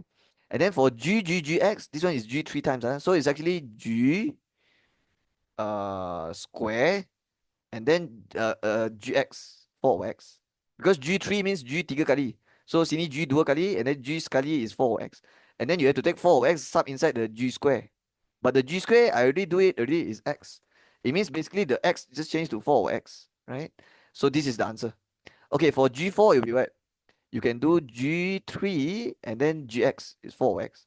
It means you have to sub the 4 over x inside the g3 punya x. So the g3 is 4 over x, so 4 over x, tapi x kena sub 4 over x. 4 divided 4 over x is x. So I think I see the pattern already. Yeah, so you can see the pattern, right? When the g here, the power is 1, you get 4 over x. But when it's power 2, you get x. But when it's power 3, you get 4 over x, which is same with the power 1 answer. And then when it's g power 4, you get x, which is same with power 2. It means when the number here is odd number, okay, 1, 3, odd number, the answer will be 4 over x. But if the power here is even number, then the answer is x, right? So now that's the pattern. Okay, that's the pattern. When the value here is odd number, you get 4 over x. But when it's even number, nombor genap, you get x. So now tell me, what is the answer for g power 4n minus 3x? Okay, I'll tell you straight away, this will be an odd number. 4n minus 3 is always odd number. So odd number means the answer will be same with g power 1, g power 3, which is 4 over x. Okay, but some of you might ask, hey sir, why you say this one must be odd number? Okay, let me tell you. 4n minus 3. Okay. So if n is an integer, doesn't matter what number you sub here, you will get odd number. How I know is because when you times 4, okay, any number times 4 will give you even number. Because if cuba you tengok sifir 4. Sifir 4 is what? 4, 8, 12, 16, 18. Did you realize all these numbers ini semua multiple of 4? All this is even number, right? So imagine taking all these numbers minus 3. 3 is an odd number. So you get 4 minus 3, 1. 8 minus 3, 5. 12 minus 3, 9. 16 minus 13. 18 minus 3. You see, you end up with all odd numbers. It means 4n minus 3 is always odd number. Yeah, when you take any integer, okay, integer means cannot have fraction, cannot have decimal. So when you take any whole number or any integer, nombor yang tak ada fraction, tak ada decimal, macam 1, 2, 3, macam tu, times 4 minus 3, you will always get odd number. So I'll just write here, 4n minus 3 is always odd numbers. Is always odd numbers for all integers. Yeah, for all integers. Okay. And if you don't believe me, you can try to sub 1. Yeah, just try. 4 times 1 minus 3. 4 minus 3 is 1, odd number. Try with 2. 4 times 2, 8 minus 3, 5, odd number also. Try with 3. 4 times 3, 3, 12, 12 minus 3, 9. You can see, it doesn't matter what number you sub here, you get odd number. Try sub with 7. 4 times 7, 28 minus 3, 25. You see, odd number also. Like, it doesn't matter what you sub, as long as it's integer, okay, but you don't try to sub with decimal punya number. Itu tak boleh. Dia mesti integer. So that's why the answer is 4x. Okay, hope you understand. So, sudah siap? Okay, now I'm at question 15. I think this is the last question. So let's finish it. Let's go. 15. Table 1 shows the values of x for the equation y plus 3 sine 3 over 2x equals 1. This is under trigonometry chapter and it's the graph part. Yeah, the graph question. But usually this graph question they ask in paper 2 one. Okay, but this one they ask in paper 1 lah. Okay, but okay lah, boleh buat juga. Okay, so how? This one is a bit different because they give table and then they say complete the values of y in table 1. So what we have to do is fill in the table first. So how do you fill in? First is you have to sub the x0 inside lah. Okay, but do you know when you sub 0 inside, 0 times 302 is 0. And then you have to tekan sign 0. Okay. Okay, but actually I think I recommend you to pindah this whole thing to the other side first. Yeah. So it means you make the y single first. So y equals to negative 3. Okay, because plus 3 pindah jadi negative 3 sine 3 over 2x. And then don't forget the plus 1. Now only you sub. Okay, so what happens when you sub x0? 0 times 3 over 2 is 0. Sine 0 is also 0. And then 0 times negative 3 is 0. 0 plus 1 is 1. So this one is 1. Okay. Okay, what happens when you sub pi over 6? Okay, let me tell you something. When you sub pi over 6, you have to convert to degree baru boleh tau. Because when you have sine, cos or tangent before the angle, you have to make sure the angle is in degree. So why not we change everything to degree now? So pi over 6, how do you change to degree? Okay, from radian to degree, the way to convert is you have to times 180 over pi. But from degree to radian is the other way. You times pi over 180. So what you do is you take pi over 6 times 180 over pi and you get 30. Yeah, because pi over 6 times 180 over pi, so you can potong, get 30 lah. Okay. You can use your calculator to help you. Okay, and then you do the same for all the angles. And you end up with 60, 90, 180, 210, okay, 240, 270. Oh, silap already. Yes, this one is 120. And then this one 150, and then 180, 210, 240, 270, 300, 330, 360. And the reason why I change all to degree is because later I know I have to sub inside here to find the y value, right? And also when you sub, you have sign here, so you have to make sure it's in degree. So don't sub pi over 6, sub 30. Okay, and then you press 30 times 302 and then sign answer, and then answer times negative 3 plus 1, and then you will get negative 1.12. Make sure you write in 2 decimal place because this is graph question. Later you have to plot, right? Yeah, later you have to plot the inside the graph paper, and they got sediakan graph paper. So when there is a graph, you should always write two decimal place. Okay. Okay, and then you repeat the same for this, and you will get -2. This one is -1.12. This one is 1. This one is 3.12. This one is 4. This one is 3.12. This one is 1. This one is -1.12. This one is -2. This one is -1.12. And then the last one is 1. Okay.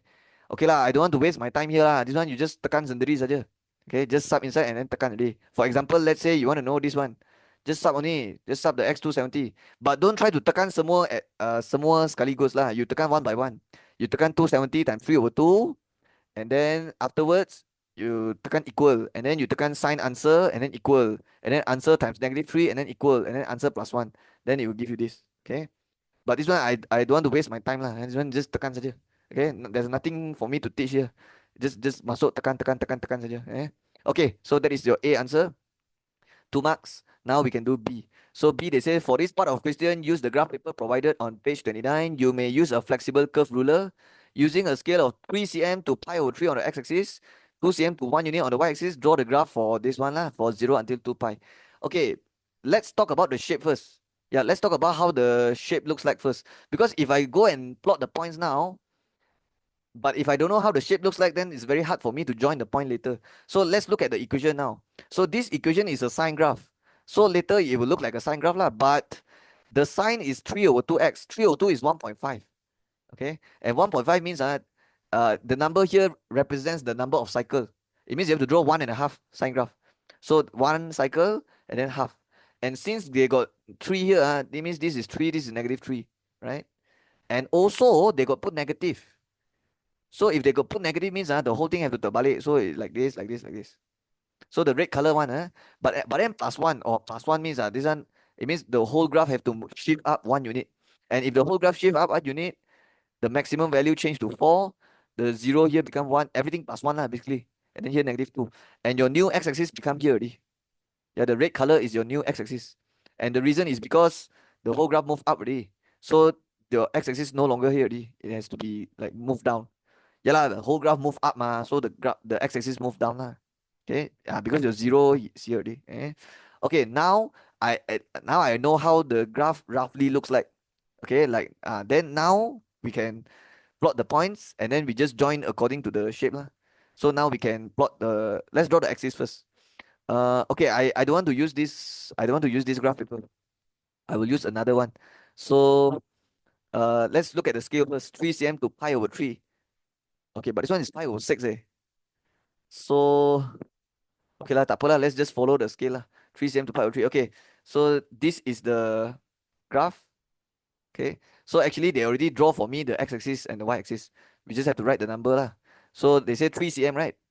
So 2 cm ada 10 kotak. So 3 cm must have 15 kotak. So this is 3 cm. Okay, 3 cm here.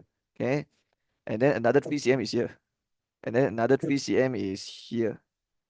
And then another 3 cm is here. And then another 3 cm is here. And then another 3 cm is here. But they say pi/3, right? So pi/3. So this one is 1/3. This one is 2/3 lah. And then this one is 3/3. This one is 4/3. This one is 5/3. This one is 6/3. But 6 divided 3 is 2, so 2/5 lah. Okay. Okay, for the y-axis, what scale they want me to use? They say 2 cm to 1 unit on the y-axis. Okay, so go 1, 2, 3, 4.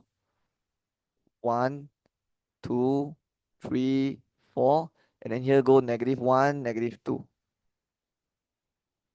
Okay, I'm done with the axis. Now we can start to plot the points. So let's go to the first point.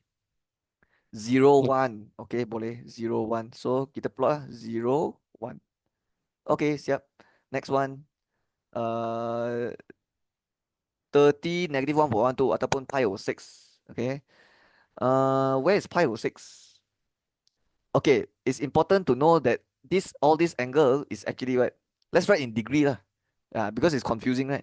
So let's write in degree. So this one is how many degrees? Times 180 over pi. So this one is 60. Yeah, 60. Okay. So this one is actually okay, wait.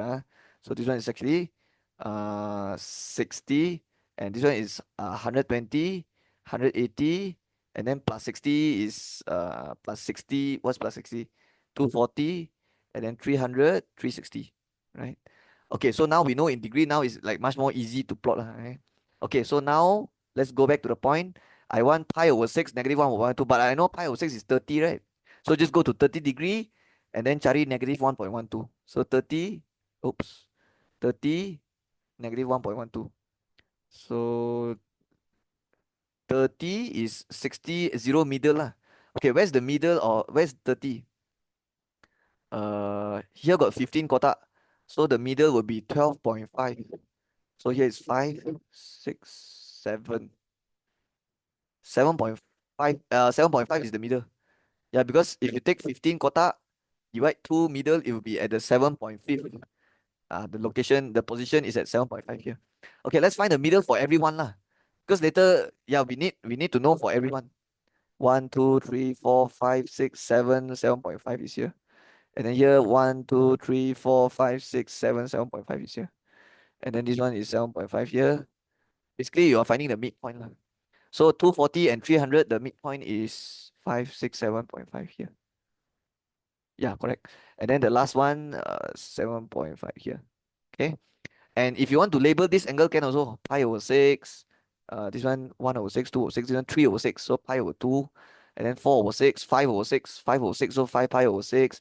And then this one is 6 over 6, which is 1. If you want to label, can also, but I don't want lah. I don't want to label. Yeah, because if I label, it will look very messy. Like banyak numbers ini, saya tak suka. Saya suka saya punya graph like kemas sikit. So I won't write. But if you want to write, you can write. Like up to you. Okay, so now I have to find negative 1.12, right? So 30, negative 1.12. So now I just go down until negative 1.12 lah. Okay, this is negative 1. But if you go down, if you minus lagi satu, negative 1.1. Minus lagi satu, negative 1.2. But I want 1.12. So somewhere here. Somewhere in between negative 1.1 and negative 1.2. Because it's negative 1.12, right? So this is the location. Okay, sudah siap. Let's do the next one. Next one is 60, negative 2. 60, negative 2. 60, negative 2 is at here. 60, negative 2 is here. Okay, sudah siap. Okay, let's do the next one. 90, negative 1.12. Okay, let's do it. 90, 90 is 60 and 120 punya middle. Yeah, the midpoint. 60, 120 middle is 90. Negative 1.12, okay, go until negative 1. Turun satu, negative 1.1. Turun lagi sikit, negative 1.12 lah. So lebih kurang sini lah. Okay, done. Let's do the next one. 121. Okay, boleh? 121. So 120, positive 1. So sini lah, 121. Okay, next point. 150, 3.12. 150, 3.1. So 150 is the midpoint here. 120 and 180 punya middle is 150. And then 3.12 okay, you naik until 3. And then here is 3.1, here 3.2. So 3.12 is somewhere in between 3.1 and 3.2. Okay, let me double check. One. Wait, I think this one wrong already. Yeah, I labeled this one wrong already. It shouldn't be here. Oh, sorry. What happened? So the middle, it should be 1, 2, 3, 4, 5, 6, 7. It should be here. Just now I go and label here. So it's wrong already. So this is the correct spot. So let me double check. I is here, right? 1, 2, 3, 4, 5. Yeah, correct. And 3.12 is here. Yep, betul. Next, continue. 3.12. Next is 184. 184.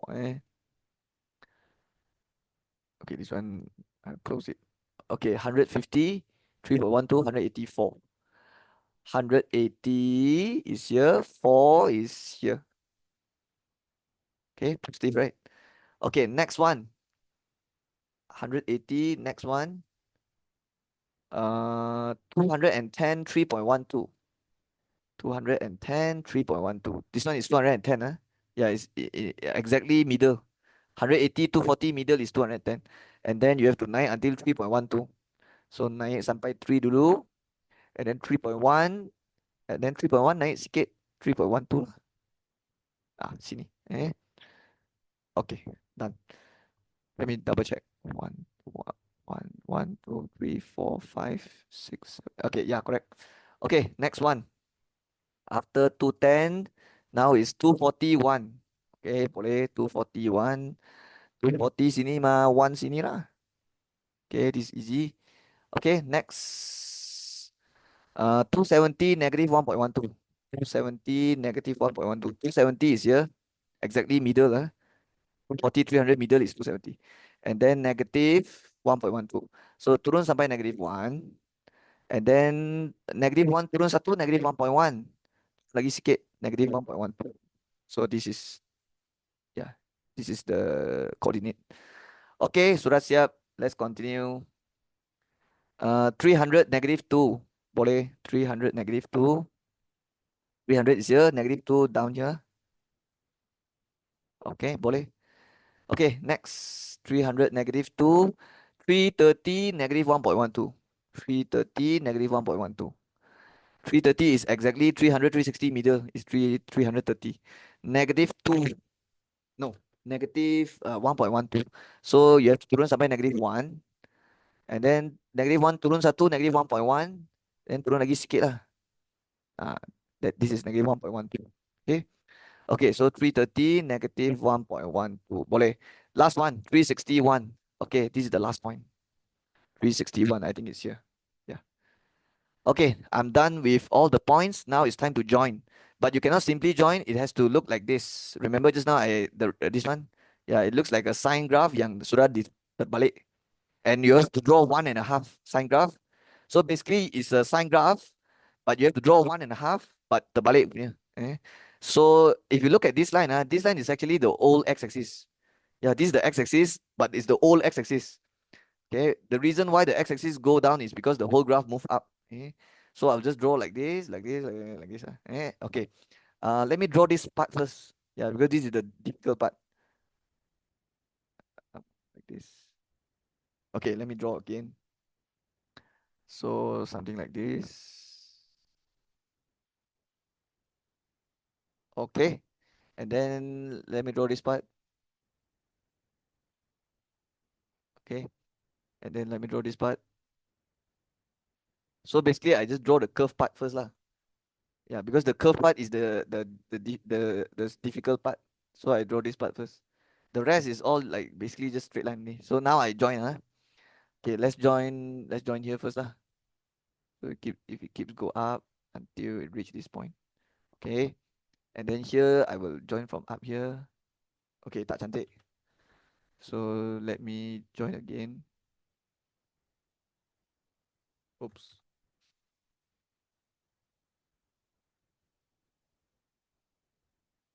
Okay. Like this. Mm.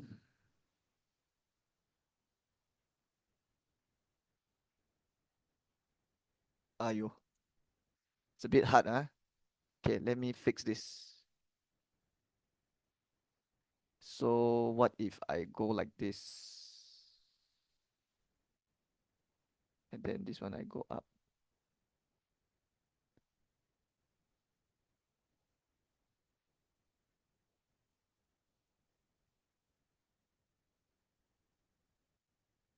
Oh, okay, wait for me. This one, it will take some time because I want my graph to be smooth. So it will take time to draw. And also I'm using computer, so it's like even harder for me because I cannot pusing my screen. Because when you are using your pencil at a piece of paper, you can pusing your paper, right? But for me, I cannot pusing. Yeah, because this one is like I'm using laptop. Okay. Let me draw this line again. Yeah, I don't like how it looks like. Okay, so where's the point just now? 240, right? 240 is at 1. So this is the point. So let me draw this again. So it should look like this. And then it continues down here, right? Yeah, like this. Yeah, this is good. Yeah, this is way better than what I did just now. Okay, so now for the first half here. So like this. Okay, this is nice. Okay, okay. Let me draw one more time.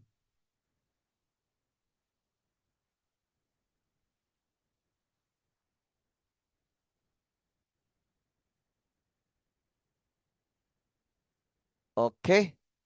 And then this one will be like this. Okay lah, I think good enough lah. Yeah, I think it looks fine. Yeah. Okay, maybe this part.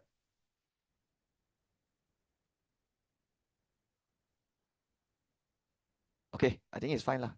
Okay, so after I'm done, I have to write the equation, which is y equals -3 sine 3 over 2x plus 1. So that is the graph part. So they ask us to sketch this. Okay, okay, done lah. So draw out 0 until 2 pi. Okay, so my part B is out already. Part A done, part B done. Okay, let's do part C now.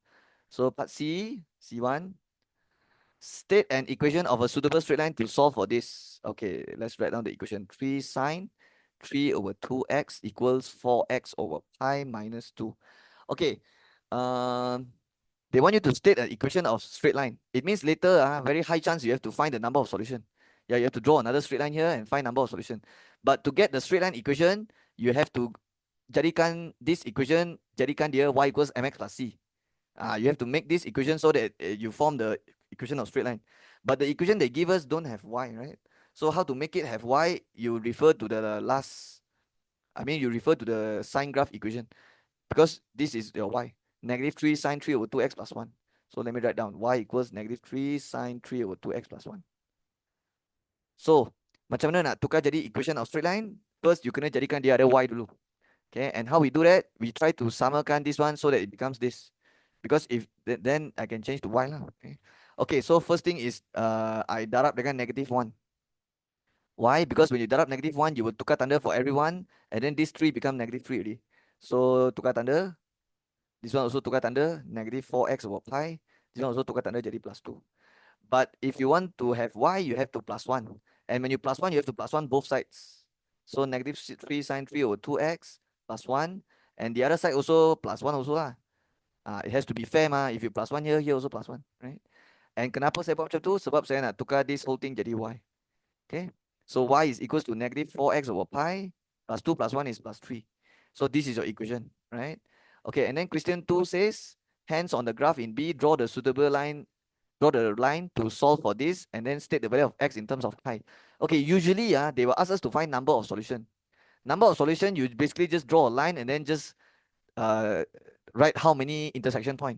But this one, they actually don't want the number of solution. They want the solution. They want the x. It means after you find out the intersection point, you have to butcher to the x-axis. Yeah, because this soalan asks for value of x in terms of pi. So it's like, I cannot just get the number of solution. I have to butcher the coordinate, and it's the x coordinate. The x coordinate of the solution of the intersection point. Okay? So what you have to do now is find points lah. We have to draw this line, right? Draw this straight line. So kita kena cari point, and you have to find at least 2 points. So you can join them together to form the straight line. Okay, when x is 0, 0 times 4, 0, 0 divided by 0, 0 plus 3, 3. And then the other one you can sub pi maybe. So x is pi. Pi divided by pi is 1, -4, -1. Right? So I think these 2 points is enough already for me to join the lines, right? So 0, 3, -1 pi. Let's plot. 0, 3 is here, -1 pi. Pi -1, sorry. So this one, right? Pi -1. Okay. Okay, and it will be a straight line, yeah, it will be a straight line. Because this equation is y equals mx plus c, so it will be a straight line. Okay. Okay, actually kalau ikutkan you sebenarnya kena join sampai 2 pi tau. Like this line it has to be extended until 2 pi. But I don't think you have enough space to do that. So I'm just gonna stop here lah. Okay, because this is the maximum it can go already. It can go until here only. But actually, it should keep going until the 2 pi.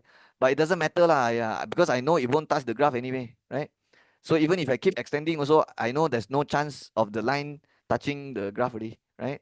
So the only number of solution here is this point right here, okay?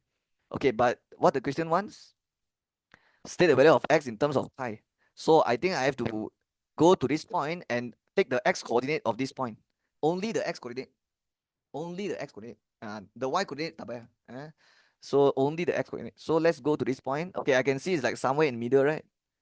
Okay lah, then baca in middle lah. So ambil here. So this is the point yang saya kena ambil, right? So what do you think is this point? Okay, from here to here tambah berapa? Tambah 60, right? Because the bezel is 120 minus 60 plus 60, right? So it means 15 kotak is represents 60 degree. Okay. So let me use red color and let me write thicker. So 15 kotak represent 60 degrees. Correct? 15 kotak. Okay. 15 kotak, the bezel is plus 60, right? So what if I want to know one kotak? Satu kotak, I will take 60 divided 15, which is 4. It means satu kotak is 4. So this is 120, right? 120 minus 4 degree berapa? 120 minus 4 is 116, right? But this one is half. So it means you have to take 120 minus 4 degree and then minus, but don't minus 4 lah, because it's here ma. If you minus 4, you minus 4, minus 4, you get here. So you actually should minus 4 and then minus 2. Yeah, so it's actually 120 minus 4 minus 2 because it's half here. Okay, and you can use your calculator. 120 minus 4 minus 2, you will get, let me press 120 minus 4 minus 2. I get 114 degree. Okay, 114 degree. So now let's erase all this. Let's go to the working now. So this is 114 degrees.